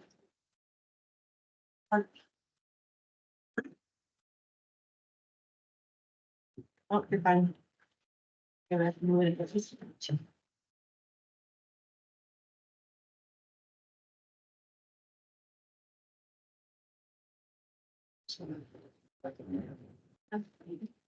These are Matt's, the alternative funding RCPP and the classic funding opportunity RCPP. So I'll put these handouts by the door in case anybody would like to. Well, good morning, everyone. Again, my name's Owen Fagerhog. I'm with the Farm Service Agency, conservation title there in the state office. I think I'd be remiss if I didn't say it's good to be in person because it's been, for me, it's been all of 3 or 4 years now since I've got to stand up in front of the group instead of sitting at my kitchen counter or at my desk and talking through the Teams call. So, and then I got to give a shout out to Val. As a crow flies, she grew up about 3 miles from where I grew up. So I don't know what's in the water up there. But here we are. So, yeah. Just going to go briefly, kind of just an overview of where we're at with CRP in South Dakota, where we're at with signups, and some opportunities maybe in front of us. So our options, again, just reminders for everyone. We've got the continuous sign up, we've got the general sign up, grasslands, and then our CREP. Continuous, again, is resource based. It's producer comes in, identifies a piece of ground, and it's just what it says. It's a continuous sign up, so we can take the offers throughout the year and address those resources as they come up.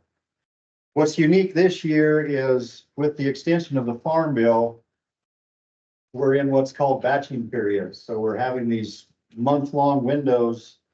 Folks make the offers, we park them, we send them into the national office, and they say, yep, we're still within our acreage cap, so go ahead and go forward with those contracts to approval, work with NRCS, get the plans and so on. So it's not a guarantee under the continuous at this point. All systems are that we're not slowing down, that we have enough acreage room to continue with those batching processes and that acceptance.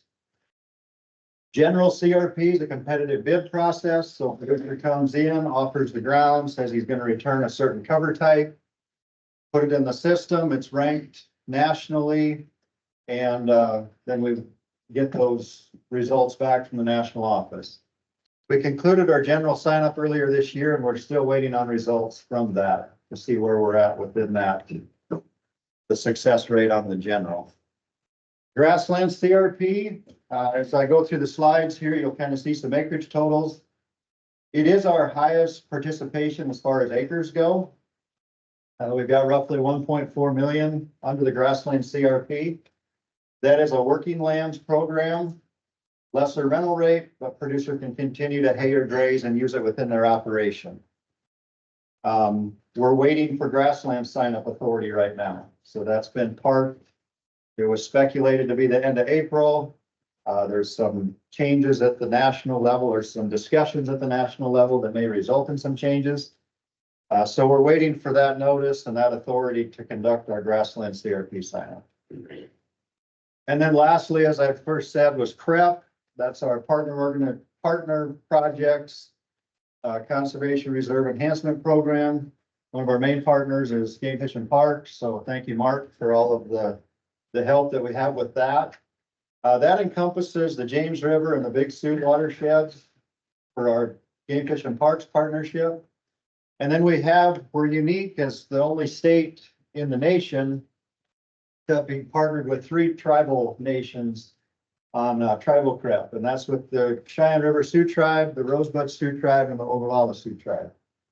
And that is basically mirrors grassland CRP is what the tribal creps. They just don't have to rank and compete. It has the targets tribally owned ground, tribally member owned ground. It's been around now for over a year, and we're still trying to get some traction and get some sign up within those reservation boundaries. So that's just a quick overview. Go ahead. Oh, and do you have acreage amounts on those tribal creps or no? Thanks, Kevin. We're getting there. Okay. Thank you. So it's kind of towards the end, but I don't know why that's doing that, but read off of here too. So this is just a general overview, all practices, all CRP in general. This is off our dashboards that we have access to. 2.3 million, roughly 2.4 million acres in South Dakota on all CRP. And it kind of breaks it down by signups and different things there, and then of course the shades are the number of acres in each county that are under CRP. The darker shades is more acres, and that's gonna basically reflect that grassland contracts that I spoke to. So a vast majority of western South Dakota is enrolled into the grasslands program. Continuous CRP, this does not encompass SAFE or FWP. This is just your straight up continuous practices signups. We got around 643,000 acres in that. So that's your wetland practices, your tree practices, resource-based practices, things of that nature. And again, a higher density of those acres are going to be east of the river on your crop ground with your shelter belts and practices within your cropped areas. This is the general sign up acreage, 87,000 acres. I tell our staff on calls that we're really not a state that general is a big player in our suite of resource needs. We can encompass a lot with the SAFE, a lot with the continuous practices that are already offered. This is going to be for your out areas. It's just it's not as popular as it once was with the expansion of the continuous practices, but we've got around 87,000 acres in that practice. And then, as I stated at the beginning, the grasslands program, we're around 1.476 million. And we're expecting sign up 206 any day. We're right there towards the top, if not at the top of acreage enrolled in the grassland CRP. Very, very popular in South Dakota. And then our crep, the breakdown for the crep, we got about 94,000 acres. Just the 2 Ogallala or Rosebud and Cheyenne River are the only 2 tribal areas that have any enrollment. Let's see if I can read that.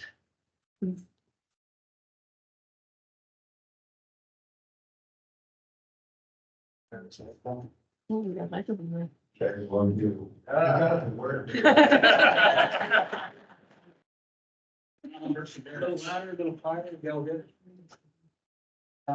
Thank you. How do I make it so I can read it? We don't have a lot, Kevin, in the tribal areas. I would say less than 5,000 acres probably in those tribal areas right now. The vast percentage of that 94,000 is in the Big Sioux and the James River watershed. So that's where the crep has the most traction at this point, but I will just a little asterisk to the batching process for the continuous signups.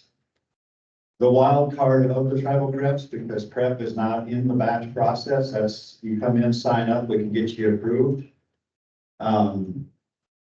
That's part of why the batching is happening, is because if that did get traction in those tribal areas and we started enrolling tens of thousands of acres, we would eat through our cap nationally. So South Dakota doesn't matter. How's that? But that's, I guess where we're at with CRP in South Dakota. Again, we're waiting on some sign-up opportunities. We're waiting on some results from some prior sign-ups. And I guess I'd field any questions in regards to that. Gonna ask a question about haying and grazing on the traditional CRP acres, not the grassland CRP acres. I realize there's annual haying and grazing. Yep. Under NRCS standards, and that's a great program. I guess my question is of that approximately 900,000 acres in CRP, including crop, how much of that is eligible for mowing in 1 of 3 years? The question was, what's the percent of that 900,000 acres we have under regular CRP would be eligible for the 1 out of 3 in haying and grazing? I would say it's everything but your tree practices. They've expanded the authority now to all of the CP practices that encompass a perennial cover of grass. So even the prep practices, the CRP enhancement program is eligible for 1 out of 3. Yep, correct. And then again, the caveat to that is in an emergency year, that can come in and take the place or supersede the frequency and allow that opportunity. Yeah, just a question on those enrollment periods. This goes back to my earlier question. How do we get more of a definite, here's when a producer can enroll in CRP grassland or grassland CRP? How do we help the state offices get more answers in regards with the work with DC? Why is there so much uncertainty there? Because it changes every single year. And it really frustrates producers because they go in, it's not ready, they go back in, it's not ready. You know, by the time that it is ready, they're throwing up their hands and saying, I'm done. I think we have to take this year as a side note because of the extension. We're kind of in uncharted. We don't know what the statutory cap's going to be going forward, so we can't exceed the 27 million this year. But the 2018 Farm Bill did put in the order in which signups would happen. So continuous, of course, starts the start of the fiscal year. General signup was going to be that January, February window, grasslands to subsequently follow, and prep going on forever. But this year, with the extension of the Farm Bill, monitoring the acreage cap, things like that, that's where the we're not ready for you comments are coming in because they're trying to monitor and make sure that we don't exceed that statutory cap. So let's set aside the uncertainty of the Farm Bill then. Would you know in a normal year when continuous CRP enrollment periods opened up in South Dakota? October 1 and The first one. yep, October 1 every year. Okay. That's pretty close. Yep, and then since 18, it's been around January is when they give us the notice for general sign up authorities. And that's about a 30 to 45 day window.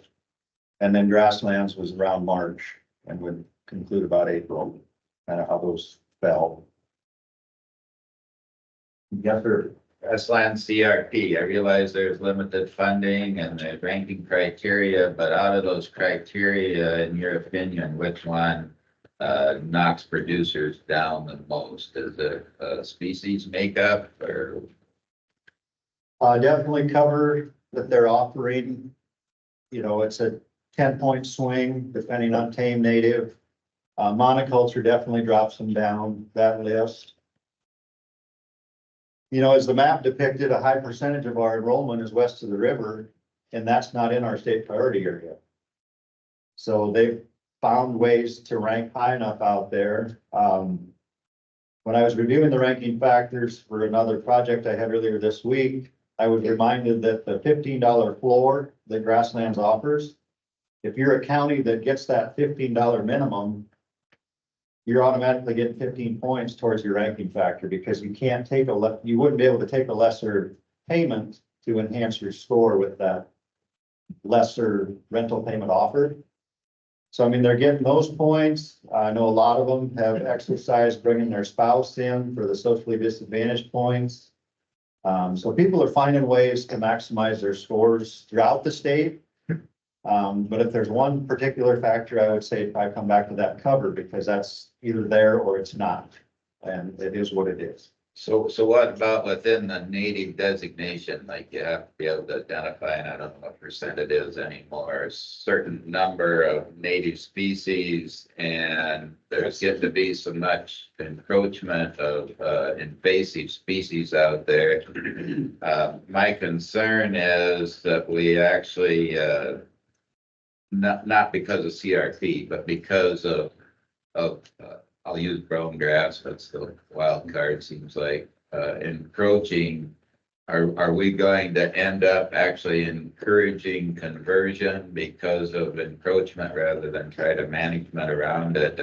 And so the example would be if you go out there and it's a high percentage brome grass, is that kicking it out of the program It's gonna get you only 5 points for that cover type. compared to? On a native blend it's gonna be around 30, and on the tame, it's gonna be 20. So it's a 15 to 20 point swing. As far as the percent, when it's evaluated, I would defer to the technical agency here as NRCS on where's that threshold at, but at one time I maybe knew that, but I haven't retained it, so. But yeah, you're not wrong. I mean, we even throughout the life of a normal CRP contract with weed controls and different type activities out there, we're seeing that encroachment when we're coming up on re-enrollments 10 years after the initial. Do you have a feel for how many of those acres in again, I'm gonna call it traditional CRP are actually made and raised one out of every 3 years? I don't have those figures in front of me. I mean, do you track that at all, or? We have annual reports. We have to report in the DC on the contracts that were actually hayed or grazed. I know there are some that have it worked into their management plan for their operation that they set up that 100 acres on a third, and a third, so they can do a portion of it each year. And then there are those that don't touch it for other reasons. Just from a wildlife standpoint, I have to make the statement that it takes about 3 years to establish that grass into what's called secure nesting cover. Right. Secure nesting cover is that dense, thick cover that's predator proof, that's at its optimum production for upland bird nesting, not just game birds. It's a deer fawn factory. There's a whole host of species that use that secure nesting cover. I guess my statement is, I don't think any of those acres are optimum when it comes to wildlife production. I don't think you're meeting your wildlife co-equal goals by a 1 in 3 rotation for haying and grazing. And I know that you didn't make that decision, okay? So I'm not blaming you, but I think people need to start understanding when they look at that 2.4 million acres of CRP that's on the ground, virtually none of it hits that maximum production for wildlife. Fair statement.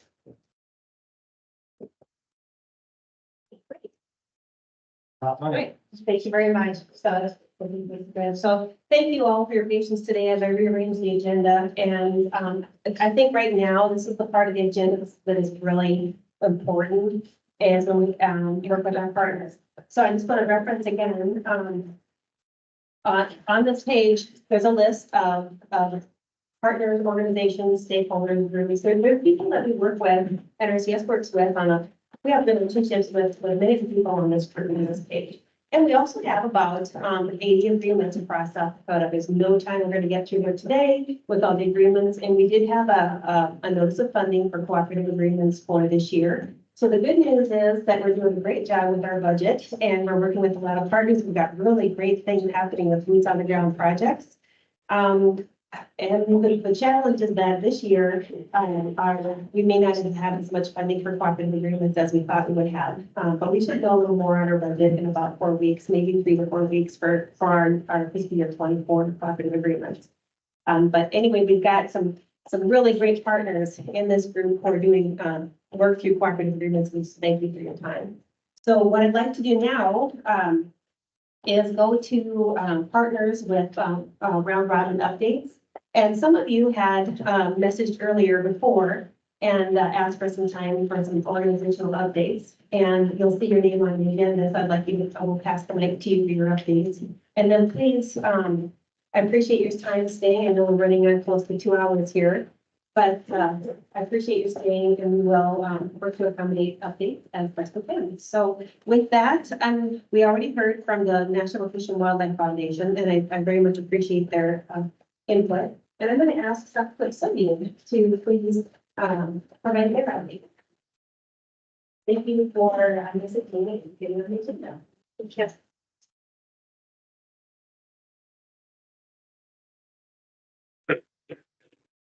I'm Jonna with South Dakota Soybean, and just a few other updates. With summer kicking off, we have started our yield contest, and we have made a few adjustments to it this year, asking a few more detailed questions. We worked with a couple of the professors at SDSU who do our analyzing of our data for that. And so they wanted more details about manure application and what kind of pests are being targeted and what kind of diseases we're targeting as far as soybean production goes in South Dakota. We have also sent a couple producers to Georgia in March, and they got to see a new soy-based fire suppressant foam demonstrated there. And they brought back great comments to South Dakota regarding it. So this summer, we are going to be working on promoting that. Our first promotion is going to be at the State Fire School in Watertown coming up in June. Other than that, we just have all of our normal summer activities. We will be doing another See for Yourself trip to the Pacific Northwest. In a couple of weeks, we will be on a innovation tour in Brookings, touring Raven Precision and Kodak and the Bioproduct Center, the Bioproduct Center in Brookings. And we will also be at Dakota Fest. We will just continue our normal summer activities. Thank you. Very good. Thank you very much. Yeah, that fire suppressant is really cool because with a soy-based product, it's kind of fun because, you know, post-fire, the soybean product, it breaks down, it's more environmentally friendly. So, you know, it's really cool versus some of the other chemicals that end up in our systems. The next we have on the agenda is the South Dakota Soil Health Coalition with Van Minton. All right, thank you. Once again, yeah, I'm Van Manching. I'm the board of directors of South Dakota Soil Health Coalition. And I'm kind of pinch hitting. I didn't know I was doing this till yesterday, about 4 o'clock, but I'll get through it. First of all, I'd like to thank the NRCS for we were selected and nominated for the National Recognition Earth Team Volunteer Partner, and we won that award in March, I guess. So thank you to you guys for nominating us. A very busy 2024 going already, but I'll just go through a few highlights. We have been doing a soil health school for 6 years, and we've always had it East River, and it's been focused on the more row crop grain farmer. And now we have added a West River school this year for the first time, and that is going to be in Dakota, which is east of Rapid, June 26th and 27th. And then again, we'll have our East River school, which is in Huron this year, which is August 26th and through the 28th. We've added a kind of a new focus, or I guess, I don't know what we call it, a new department. We've gone into small scale urban farming now, and we hired 2 technicians to carry out that mission. One is in Aberdeen and the other one is right here in Fort Pierce. So they'll have kind of East River, West River focus. And so if anybody's doing a garden and wants to learn how to do it no-till and with soil health practices, get a hold of us. We can sure help you do that. Our 2025 annual conference is in January in Watertown. We're going back to Watertown for the 3rd time. Our 2024 conference was in Rapid City, which was a huge success. First time that we'd gone West River with that annual conference, and it really turned out well. So we're real happy with that. Then again, just so you're aware of, we have a social media app called Growing Connections. And what it is a mentoring app where producers or anybody can get on there and ask questions or get information on how to do some certain task. And you can actually go directly and find a mentor in your area that you could ask a specific question. So we'd encourage you to get on that app and maybe play around with that a little bit. It's called Growing Connections. And then again, we have our Grazing Exchange website, which we try to hook up producers that have livestock that need grazing, or someone that has grazing that is looking to bring in livestock onto their land.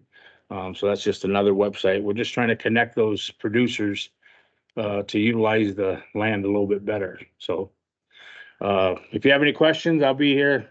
Ask away. Encourage you, if you see a South Dakota Soil Health event in your area, stop in and see us. We like to see more people, and we appreciate all the partners that we work with. And thanks to NRCS for everything.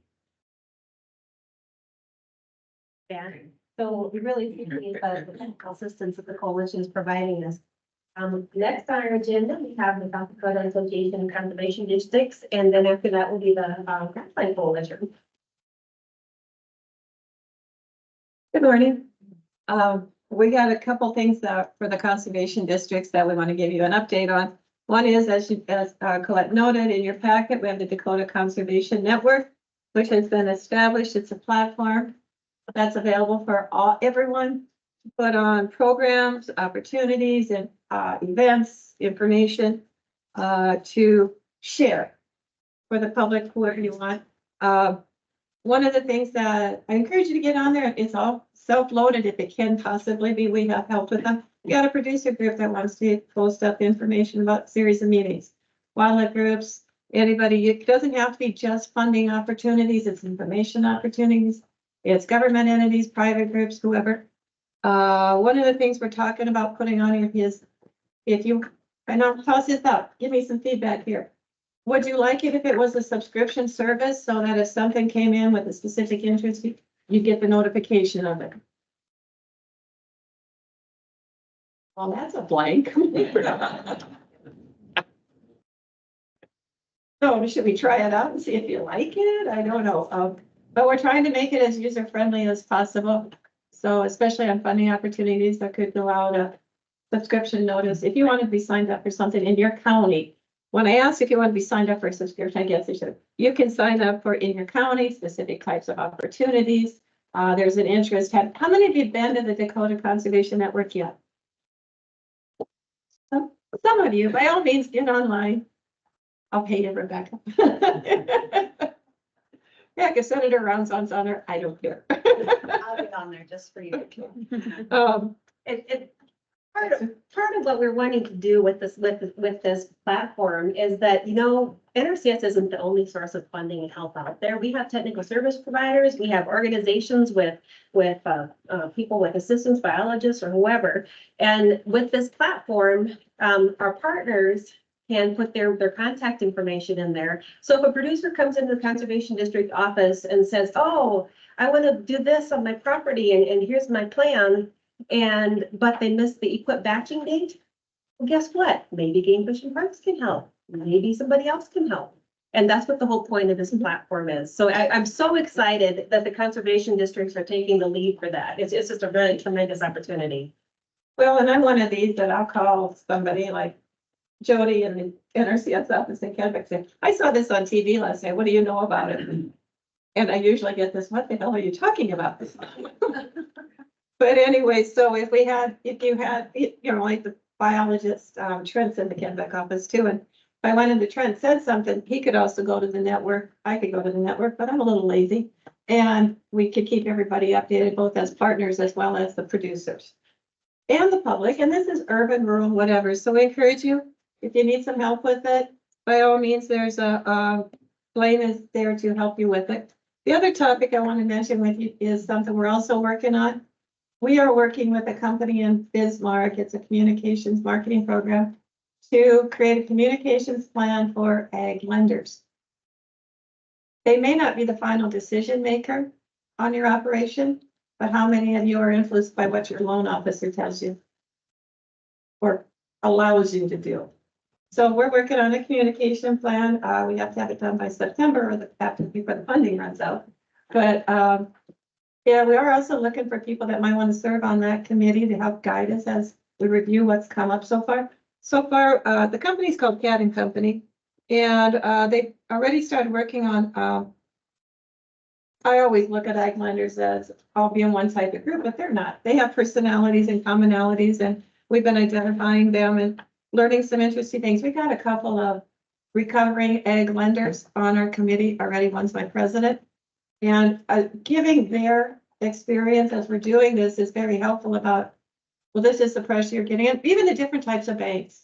You know, we've got Farm Credit Services is really big, and then you've got small town banks, and you got in between. They all have different personalities and how they approach things too, so that's also part of one of the things that we're working on right now, and it's not really part of the plan yet, but those of you that know me know that I sometimes think of weird things to do. But anyway, the Lender Summer Workshop will be here in July. And I was driving down the road again the other day and trying to figure out how do we get the lenders to stop at our booth, because they're not really good at stopping at booths unless you've got something really cool to give away, or you got a beer there or something, and we weren't buying alcohol. So we came up with the idea that the exhibit this year is, are you leaving dollars on the table? Because right away they're going to be wondering, and we're not just thinking about the financial opportunities, but also talking about the potential profits that producers can gain by how the bankers or the lenders helping them invest in conservation practices. So that's what our theme this year is, are you leaving dollars on the table? Our handouts, and quite you guys all remember, are going to be shaped like dollar bills, and on one side will look like a dollar bill, on the other side will be the information about a specific conservation program within USDA. So like the $20 bill will be CSP, $100 bill could be CRP, things like that. Something just a little unique that they're going to think, oh wow, and take it. But then Katie got even further, and now I have to find a 7-foot tree to tie the dollar bills to. I said, you can't go any bigger because I can't fit it in my car. But those are a couple of the projects we are working on for sharing information. All my local districts right now are out planting trees and planting grass, so you're not going to get to talk to them, but you get to talk to me. So anything else? Questions, thoughts? What do you think of our ideas? You're all giggles, so it must be good. Oh, yeah. And if you're, the other thing, last year at our area meetings, we have 7 area meetings throughout the state. We invited our partners to come in and talk to the districts in a roundtable discussion about what our partners are like, what they have to offer, what they would like for conservation districts. And it was one of the most successful events we've ever done in our conservation districts. Everybody loved it. I think our partners liked it. Chuck, you were there. It went over well, didn't it? Great. So this year we're going to do the same thing with roundtable but discussion, but this year the topic is money. What can we and our partners do together in opportunities for not the same money, but it's projects? How can we work together? What do we each have to offer the other? And we've again invited our partners in. I think we sent a letter to you, Bruce. Yep. So we're hoping to have that same frank, open discussion between our partners and the conservation districts, and really get the local level involved in those discussions and thinking, okay, what should we be doing here? Because really that's our outlet is the local producers on the local boards working with their partners. So hopefully you'll all be able to participate. Thank you. Thanks, Angela. Next we'll have Grassland Coalition. And thanks for talking about the local meetings, because we know that the communities, the people in those communities are the ones that identify the resource concerns and have the desire to work on projects. But it's you all that can help identify the capacities that are needed to make these projects happen. So that's where we need to strengthen our partners. After Judge, we'll have Joel Bork. Hello. Some of the events we got going this summer. But I'm gonna start out as with the Dakota Grasslands Grant, we call it where good things grow. We did a video in cooperation with Joe Dickey. That video ended up being, I think, the Midwest Country Music Association Video of the Year. So, woo-hoo. But it's getting a lot of attraction. One of the things that several in the group, they wondered, and he's sitting in here, and I won't pick on him personally, Pete, but he wondered how a video could, how could you do it without it not being corny? And when he finally watched it, he said, it's all right. And I said, Pete, we're not trying to get you, we're trying to get other people. I said, you're already in the choir, so that's been a successful adventure. We're still, Joe Dickey is in the state shooting planner, video and photography right now. Our bird tour is coming up on the Cheyenne River Buffalo Ranch, which is Dan O'Brien's ranch, south of Hermosa, or eastern Hermosa. That's June 3rd and 4th. We're gonna have 3 grazing schools this year. Wall is June 11th through the 13th. Summit East River School is July 23rd to the 25th. And Chamberlain is September 10th through the 12th. Leopold tour is gonna be Thursday, August 8th, Castlewood. Barry and Eli Little were the winners this year. And we got 1 pasture walk left right now. We're playing Rock Hills Ranch, which is Lyle Furman and his family at Lowry, coming up in later June. Any questions, comments, gripes? Thank you. Thanks, Judge. All right, we have the dual board with the South Central RC&D. She's actually going to give 2 reports today. And then we've got South Dakota Department of Agriculture and Natural Resources. Chris Dozark will be next after Juno. Thank you. I'm Jewel Ford. I'm the program manager for South Central RC&D. South Central RC&D is a 501c3 nonprofit, and we work in the counties of Jones, Todd, Tripp, and Millette County. We have a conservation collaborative agreement for weedy encroachment in those areas. We just recently had a workshop in Mission entitled Strategic Approach to Brush Management. With Leland Schoen was our speaker. We had some participation from one of our local producers, which we did not, which was unexpected, which is really good.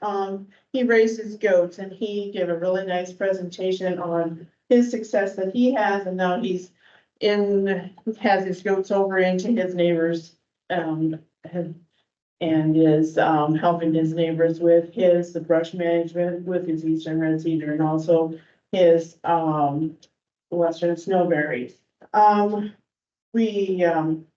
Mike Schmidt from the DC from the White River NRCS office was there, and he went over the NRCS programs that are available.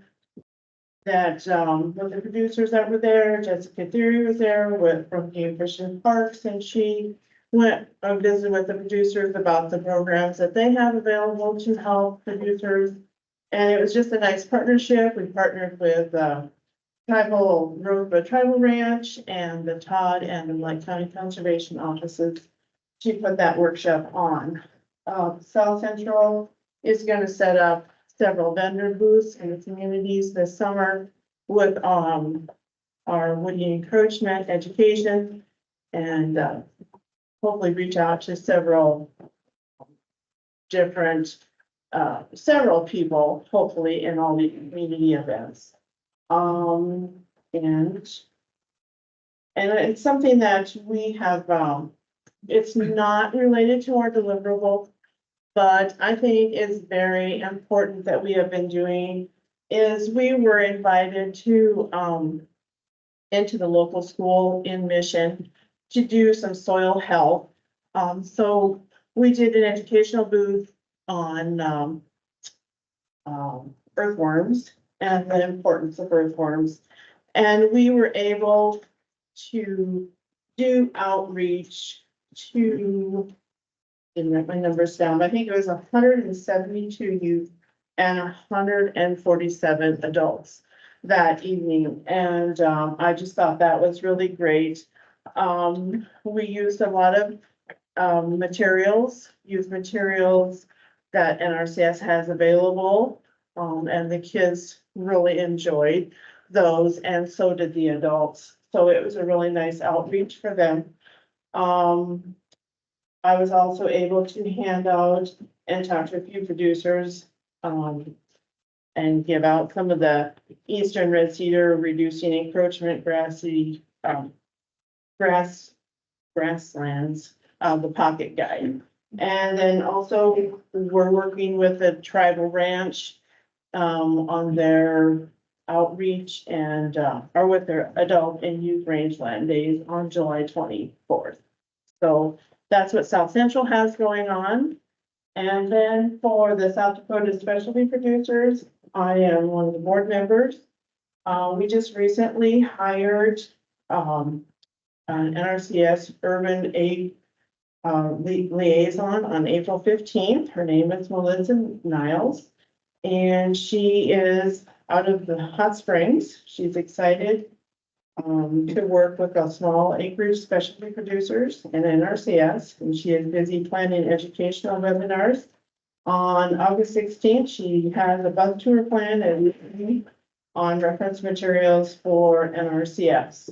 And just on Monday evening, we hired a Yamari conference event coordinator, and we're just in the process now of offering her her contract. And we encourage everybody to go on to our two websites that we have at resource.sdspecialtyproducers.org and then our sdspecialtyproducers.org website, where we have lots of materials. The resource materials has lots of podcasts, and then we also have another tour coming up to Blue Sky Vegetable in Northern South Dakota on let's see, on September 5th. So we encourage everybody to go to those websites, and thank you for your time.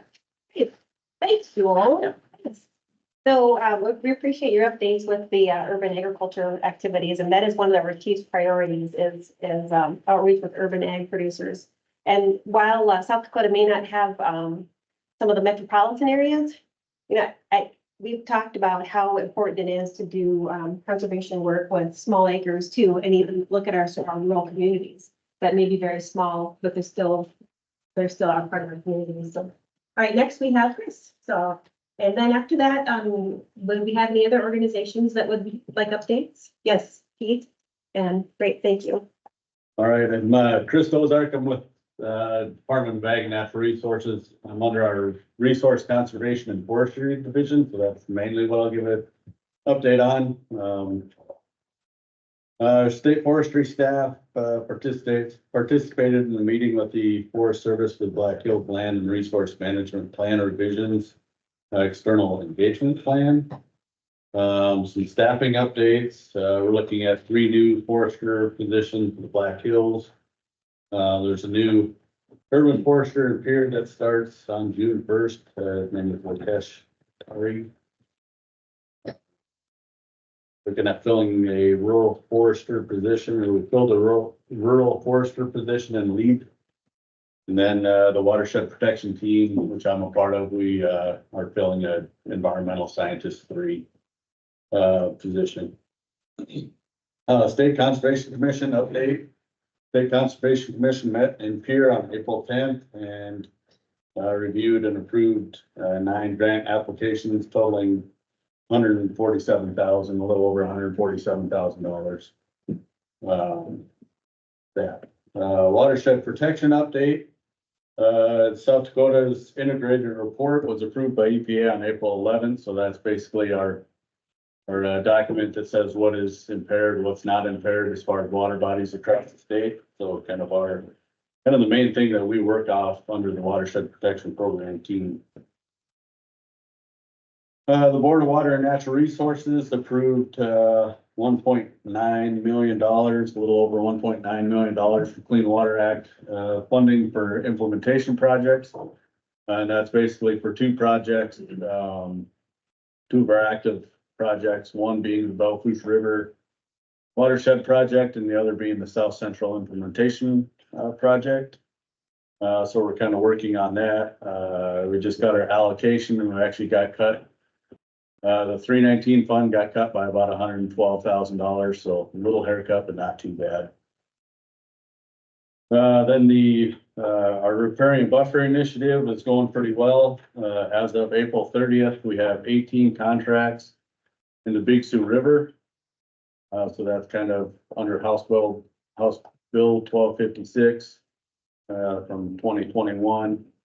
Those 18 contracts total about a little over 125,000 linear feet of repairing buffer at a cost of about a little over 675,000 for the Big Sioux.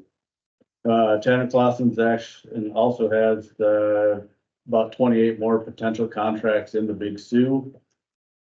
And then statewide numbers, we got some ARPA funding for that. Right now we have four contracts totaling a little over 120,000 linear feet, mainly in the James River Basin. And that at a cost of about $587,000 on that. We have 13 more contracts for the statewide stuff. And just a big shout out to our partners on that. Partners have been very vital in getting this process going. Tanner's worked with Game Fish and Parks, private lands biologists, NRCS folks, Ducks Unlimited biologists, Pheasants Forever biologists, and some of our 319 project coordinators have been vital in getting those contracts signed. And then Colette had on there to talk a little bit about the Ag Summit. I don't know a whole lot about that, but here's what it says on the website. It's basically going to bring together policymakers, industry leaders, producers, prospective farmers from South Dakota's farming and ranching communities to share their experiences and develop personal connections. The agenda for this year's Ag Summit will include Ag Economic Market Outlook, policy updates, industry tours, and producer recognition. I guess what little I do know about that is I think they're starting in Huron, probably at the decks. Kind of going over maybe a history of kind of the state fair and that process. And then I think there are some tours maybe up north somewhere for some industry and stuff like that. So that's what I know at this point. I'll take any questions if you have any. Yes, sir.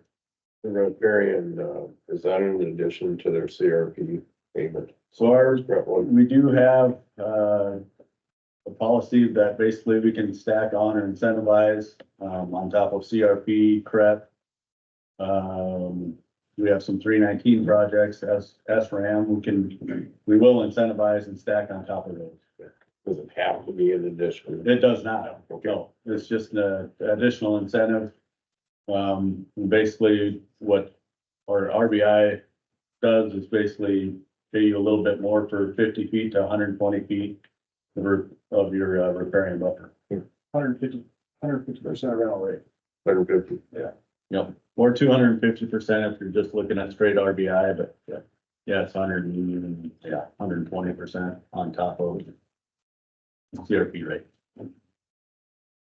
And then it matches up with the CRP contract, so. Are there same eligibility criteria? Basically, yeah. Okay. Yeah. Excellent, great, thank you very much. I think we had SDSU extension with Pete Bauman, who wanted to make a couple announcements, and then Bruce, did you have your hand up? Or was it somebody else? It was Laura. Laura, sorry. Scan in the audience, so, yeah. We'll do Pete and Laura, and then and Matt, yes. Well, this will be quick. I forgot my notes, so. But, Judge already recognized falsely, but what he forgot to say is the perks that come with getting that doctorate So Jim's a big basketball fan. So he gets into all SDSU Jackrabbit events for the same retail price as the rest of us do for the rest. So on the fire thing, George kind of prompted the question, just briefly. So there's a small subset of folks that are recognizing some of the need for the state, like a statewide fire meeting coming up. We've got some things going on in the Mid-Missouri River. That's wonderful. Tony, Kevin, others are really trying to get that solved for those producers. And really, I gotta commend, like 10 years ago, I don't know, those conversations would have happened in such a way that we're seeing our agencies pushing on behalf of landowners. That's incredible. But there's kind of three primary things going on with fire right now. There's that issue, which we're not going to get into the weeds on that, but what it does is it will set a precedence for how other prescribed fire organizations feel about putting in the effort, which takes a lot to become a 501c3 and getting landowners to work together in a team atmosphere like that. So what goes on there will set a precedence and will impact the rest of what we do. There's some Pheasants Forever projects, there's some NRCS projects in that area, so we know that. The second thing is we took a bit of a step back on training this year because SDSU, the program that I kind of lead, but with a large team of all our partners, we couldn't offer live fire training this year. So it's as many advances as we've had in prescribed fire management. We took a bit of a step back this year. We've got to retool some things with again, all of this is related to policy. And then the third thing is kind of gets to George's question is that Jessica and I and others have really talked about, do we need to revisit where we're at with USDA programs? 10 years ago, Owen, Matt, myself, and a handful of others, and all of the organizations in this group signed on to an appeal to FSA to decouple our primary nesting season date from some of our fire regulations as far as application of fire prior to May 1. We really need to revisit that again. It's all of the old arguments are the same, but the new things that are coming out, we saw the map of grassland CRP, right?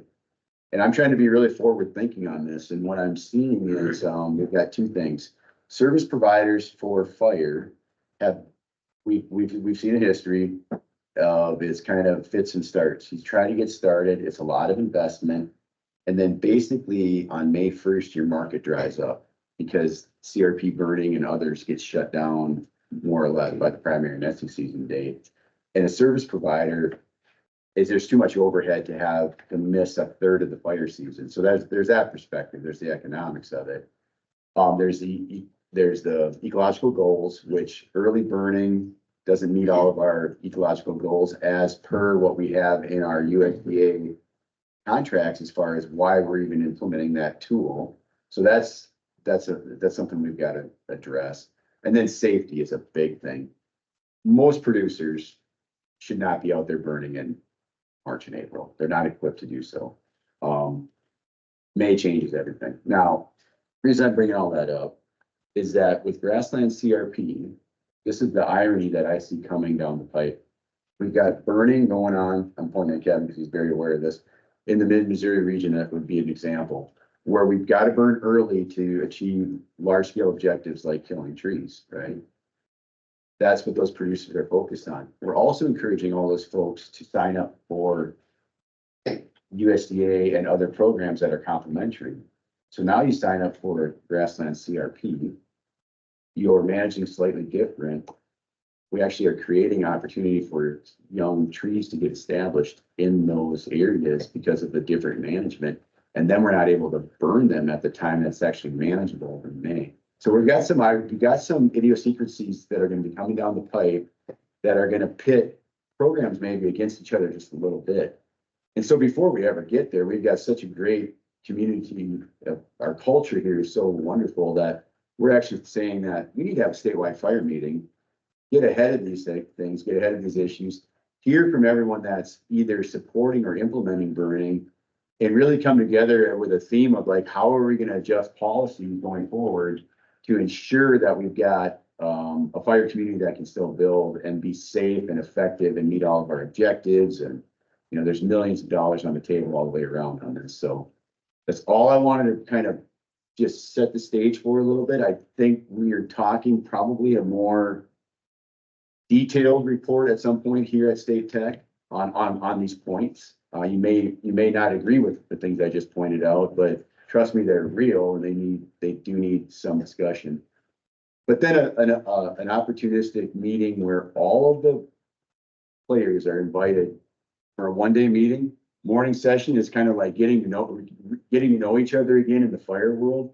Afternoon would be really working toward solving these potential problems, not just kind of identifying, but actually working towards solutions so that we can move forward safely and effectively in South Dakota. So that's it. I guess I'd entertain any questions, but Jessica, did I? Yep. Matt, Not so much a question is, we got a lot of, I'm from eastern South Dakota, got a local fire departments over there that are, they go out and fight some of these forest fires, help with that kind of stuff. I think there's a resource there that needs to be incorporated into this somehow. Oh, absolutely. I mean, and some of them are well-trained and some of them aren't. And I understand the whole training thing is, I mean, I've had some extensive firefighting training, but it had to do with flight deck of an aircraft carrier, which is nothing here. But some of those people dealt with that kind of stuff all the time and they know how to do it. So don't overlook those people. no, we're not overlooking them at all. In fact, they're a huge part of this. There's volunteer fire departments are providing a lot of those services, but it's an individual department decision based on their own liabilities, based on their own insurances. There's several of them that are doing it. The key thing though is that we did, again, going back 10 years, the data hasn't changed. Volunteer fire departments are super busy March, April, and September because everybody that doesn't understand fire very well is out lighting fires and burn barrels on blueberry days, and that's when they're chasing fires. So the opportunity to bring a volunteer fire department in and actually really make this work is May. And that's the cutoff date that we're kind of butting up heads against with USDA programs. And that's as far as we need to take it today. We need to come together and see if there's other solutions that we just haven't identified that we can really pursue here, especially in light of a new farm bill. I don't know if the opportunity is going to be there for something that specific or not, but it certainly wouldn't hurt to get it on the table. But thanks, Mike, for that. Yeah, the VFDs are very important in this equation. Do you have a date identified for this meeting? A date, the question was, do I have a date identified? The answer is no, because we felt it very important to give what you guys are working on space, to not create a distraction when so what comes of that will also help identify what we need to talk about, right? I think it'd be way premature while some of these issues are going on to try to have a room full of people and maybe have misunderstanding or, I would hope you'd agree. Oh, yeah. No, makes good sense. Okay. Thanks, Keith. We very much care about our resources and managing them. So, with the report from Laura Taylor next. Promise less than 60 seconds. Laura Taylor with South Dakota Grasslands Initiative. Many faces in the room. I've seen it either the South Dakota Grasslands Summit or our quarterly partner meetings. So I just wanted to make those who weren't at those events aware. We have established kind of 5 key goals, and with that, we've launched 3 work groups. So if you haven't been in the loop of what's happening in the Grasslands Initiative, I'll set some of these flyers. Actually, if I pass them on again at time. If you're not familiar, please grab one of these flyers and just read a little bit and sign up for the email list, and then you'll know what we're doing. About 60 seconds when I pull it off. Good job. Great. Okay, thanks. Next we have Matt Gottlieb with Pheasants Forever, and then would there be anybody else after Matt? All right, I should be pretty close to this fast as well, maybe not quite. So appreciate the time. Good to see everybody. Sorry I didn't get let her know that I wanted to talk before the agenda. So, well, I'm not on there, but just a couple of quick things. So working on updating our agreements with NRCS. So first off is our Monarch coordinating wildlife biologist. That one should be updated now. We're working on updating the one for the easement habitat specialist position, and then through some RCPP stuff, we'll be getting 2 more precision ag specialists hired and getting projects out on the ground here across the state. Again, following up on that every acre counts program. So With our Farm Bill Biologist program, we have a couple openings right now. So in the Flandreau and Tyndall areas, we have openings there. That application period is open and we're taking applications and filling them as quickly as we can. So once we get all those backfilled, I'll be back to fully staffed at 30 here across the state. So trying to keep track of everybody is definitely a heck of a job, but the impact my team makes is absolutely incredible. So wanted to have a quick shout out to my Farm Bill Biologist team. Annually, they're impacting anywhere from 400 to 500,000 acres here across the state every year of new lands enrolled in conservation programs. So huge shout out to them. Additionally, in working in conjunction with Game Fish and Parks with their private land staff, as well as with our Farm Bill Biologist team, you may have heard about our new public access to habitat program.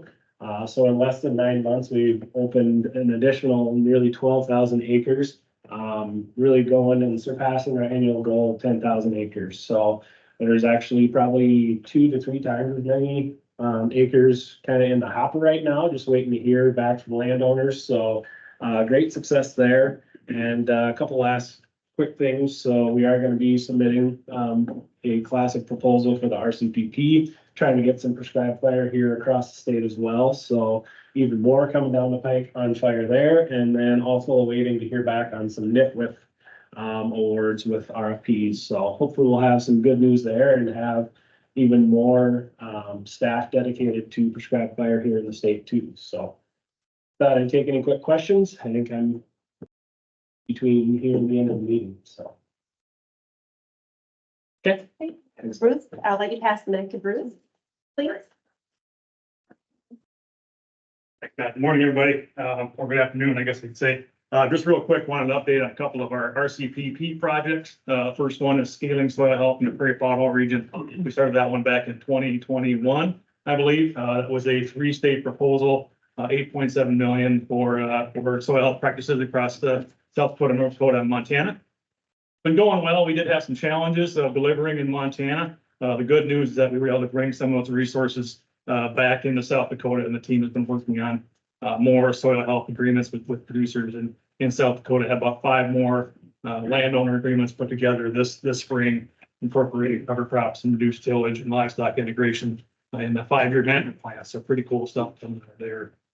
That one and the next one, both of those are delivered through the alternative funding arrangement through RCPP that Matt talked about earlier. The second one was the award we got last fall. We're calling it the Working Grasslands Partnership.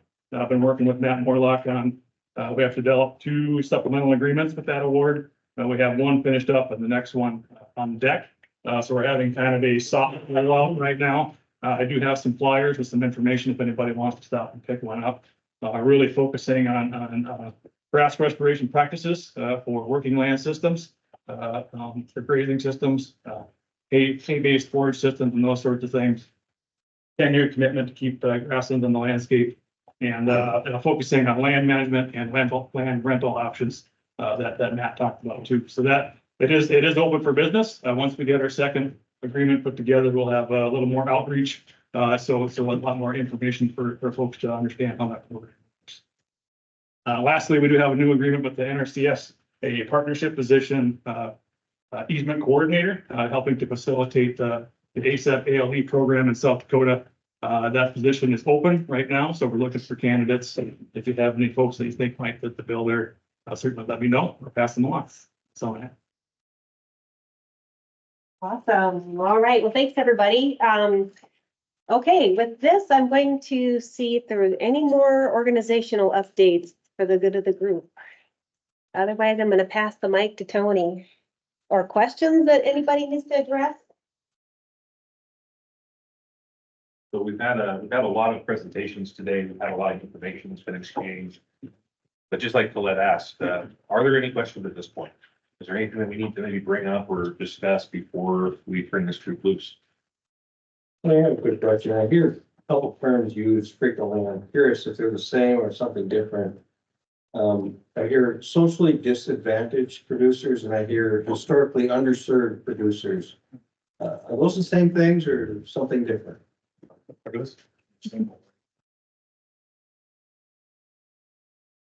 Perfect apple before lunch.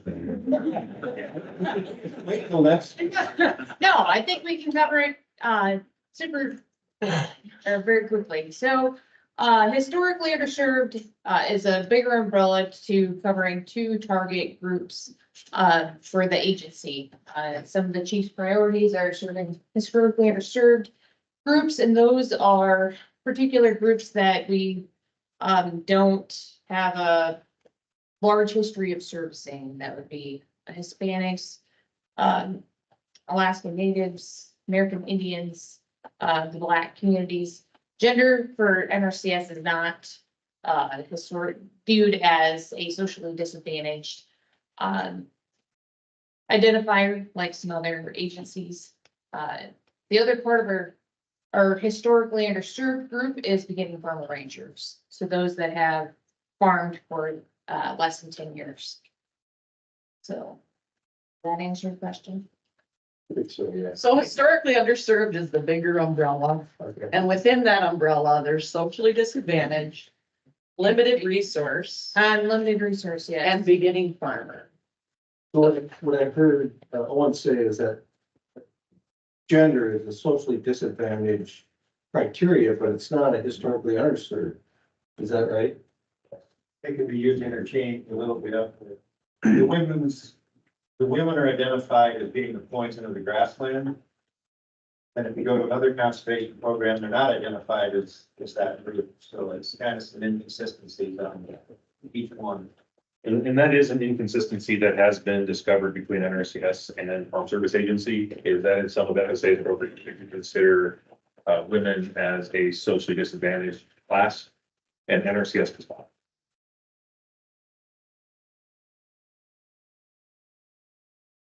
Yes, another interesting question that might be harder to answer, but can you define climate smart agriculture and forestry? What do you mean? What is the NRCS? How do they define that? So that's one of your main priorities for 24, increase assistance for climate smart agriculture. So from the NRCS perspective, we have a list. We have a list of climate smart practices that are identified as practices that ultimately benefit climate change. So in our practice list, and how many do we have? We have like 140 practices or something. I don't think there's that many right off the top of my head. Maybe I was thinking like 60. I'm thinking 60-ish. So we have these identified practices that there's scientific background behind each one of these practices that says that this practice will have a benefit towards climate change. And when we're using funding that goes towards climate smart practices, we can still use a lot of our traditional practices that we use across the state. We just need to make sure that we have a primary or core practice that fits in there. So we have some examples of that. So like conservation crop rotation, cover crop, reduced tillage, on cropland, prescribed grazing on grazing lands. Those are all considered climate smart practices, and the Inflation Reduction Act funds specifically have to be used for climate smart practices. But we can still use facilitating practices or secondary practices with any of those, as long as we still have that first core practice identified. So if we're talking about prescribed grazing, so prescribed grazing is on the list as a climate smart practice, but fencing is not. So as long as we're facilitating prescribed grazing as our primary practice, we can still pay for fencing under that category. It just, we have to have a focus on a practice that treats that climate smart tag. Does that answer your question? Yeah, it does. I mean, it's very broad. I mean, it would be good to send that list out to your partners. Yeah, we can send that list out to this team right now. I think maybe just the fact that those words are sensitive to a lot of producers in South Dakota, and it instantly turns them off. Yeah.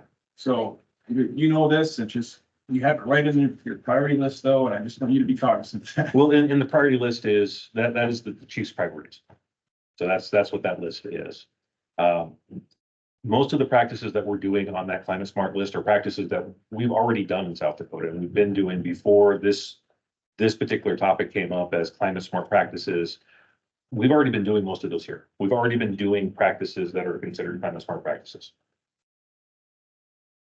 So we really haven't had that much of a change. I think the only thing that we're struggling a little bit with is I think it's nutrient management.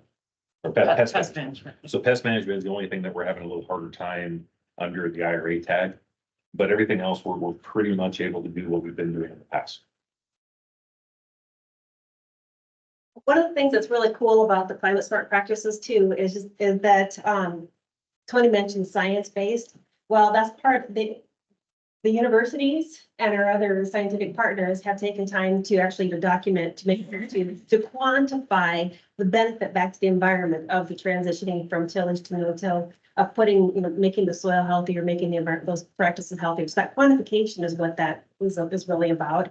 And then nationally, there are a whole bunch of conservation innovation grant projects happening at the national level. And there's if you Google Conservation Innovation Grant, NRCS, the national office, they actually have a really cool map of the projects with an abstract on them that are happening nationally. So it's fun to see those, because as those projects work through these practices, they can provide some of the documentation we need to help prove that, I mean, we've known for 80 years that there's some great practices out there, right? I mean, that farmers and ranchers are doing really cool things. Now we're using science and working with universities to quantify those things and really work on outcomes so that we can continue to gain support for our conservation programs and practices. Any other questions?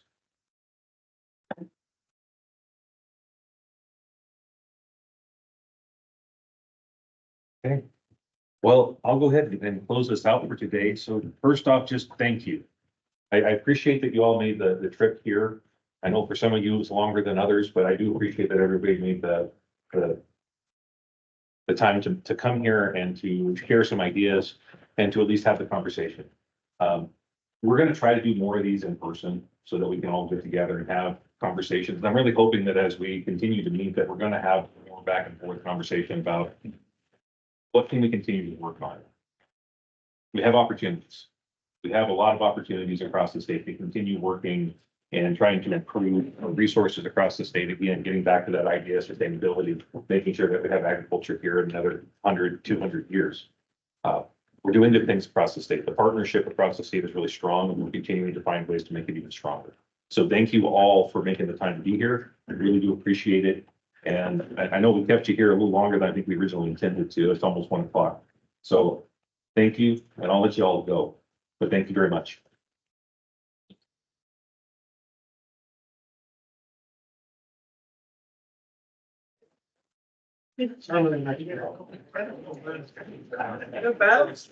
Fighting for it.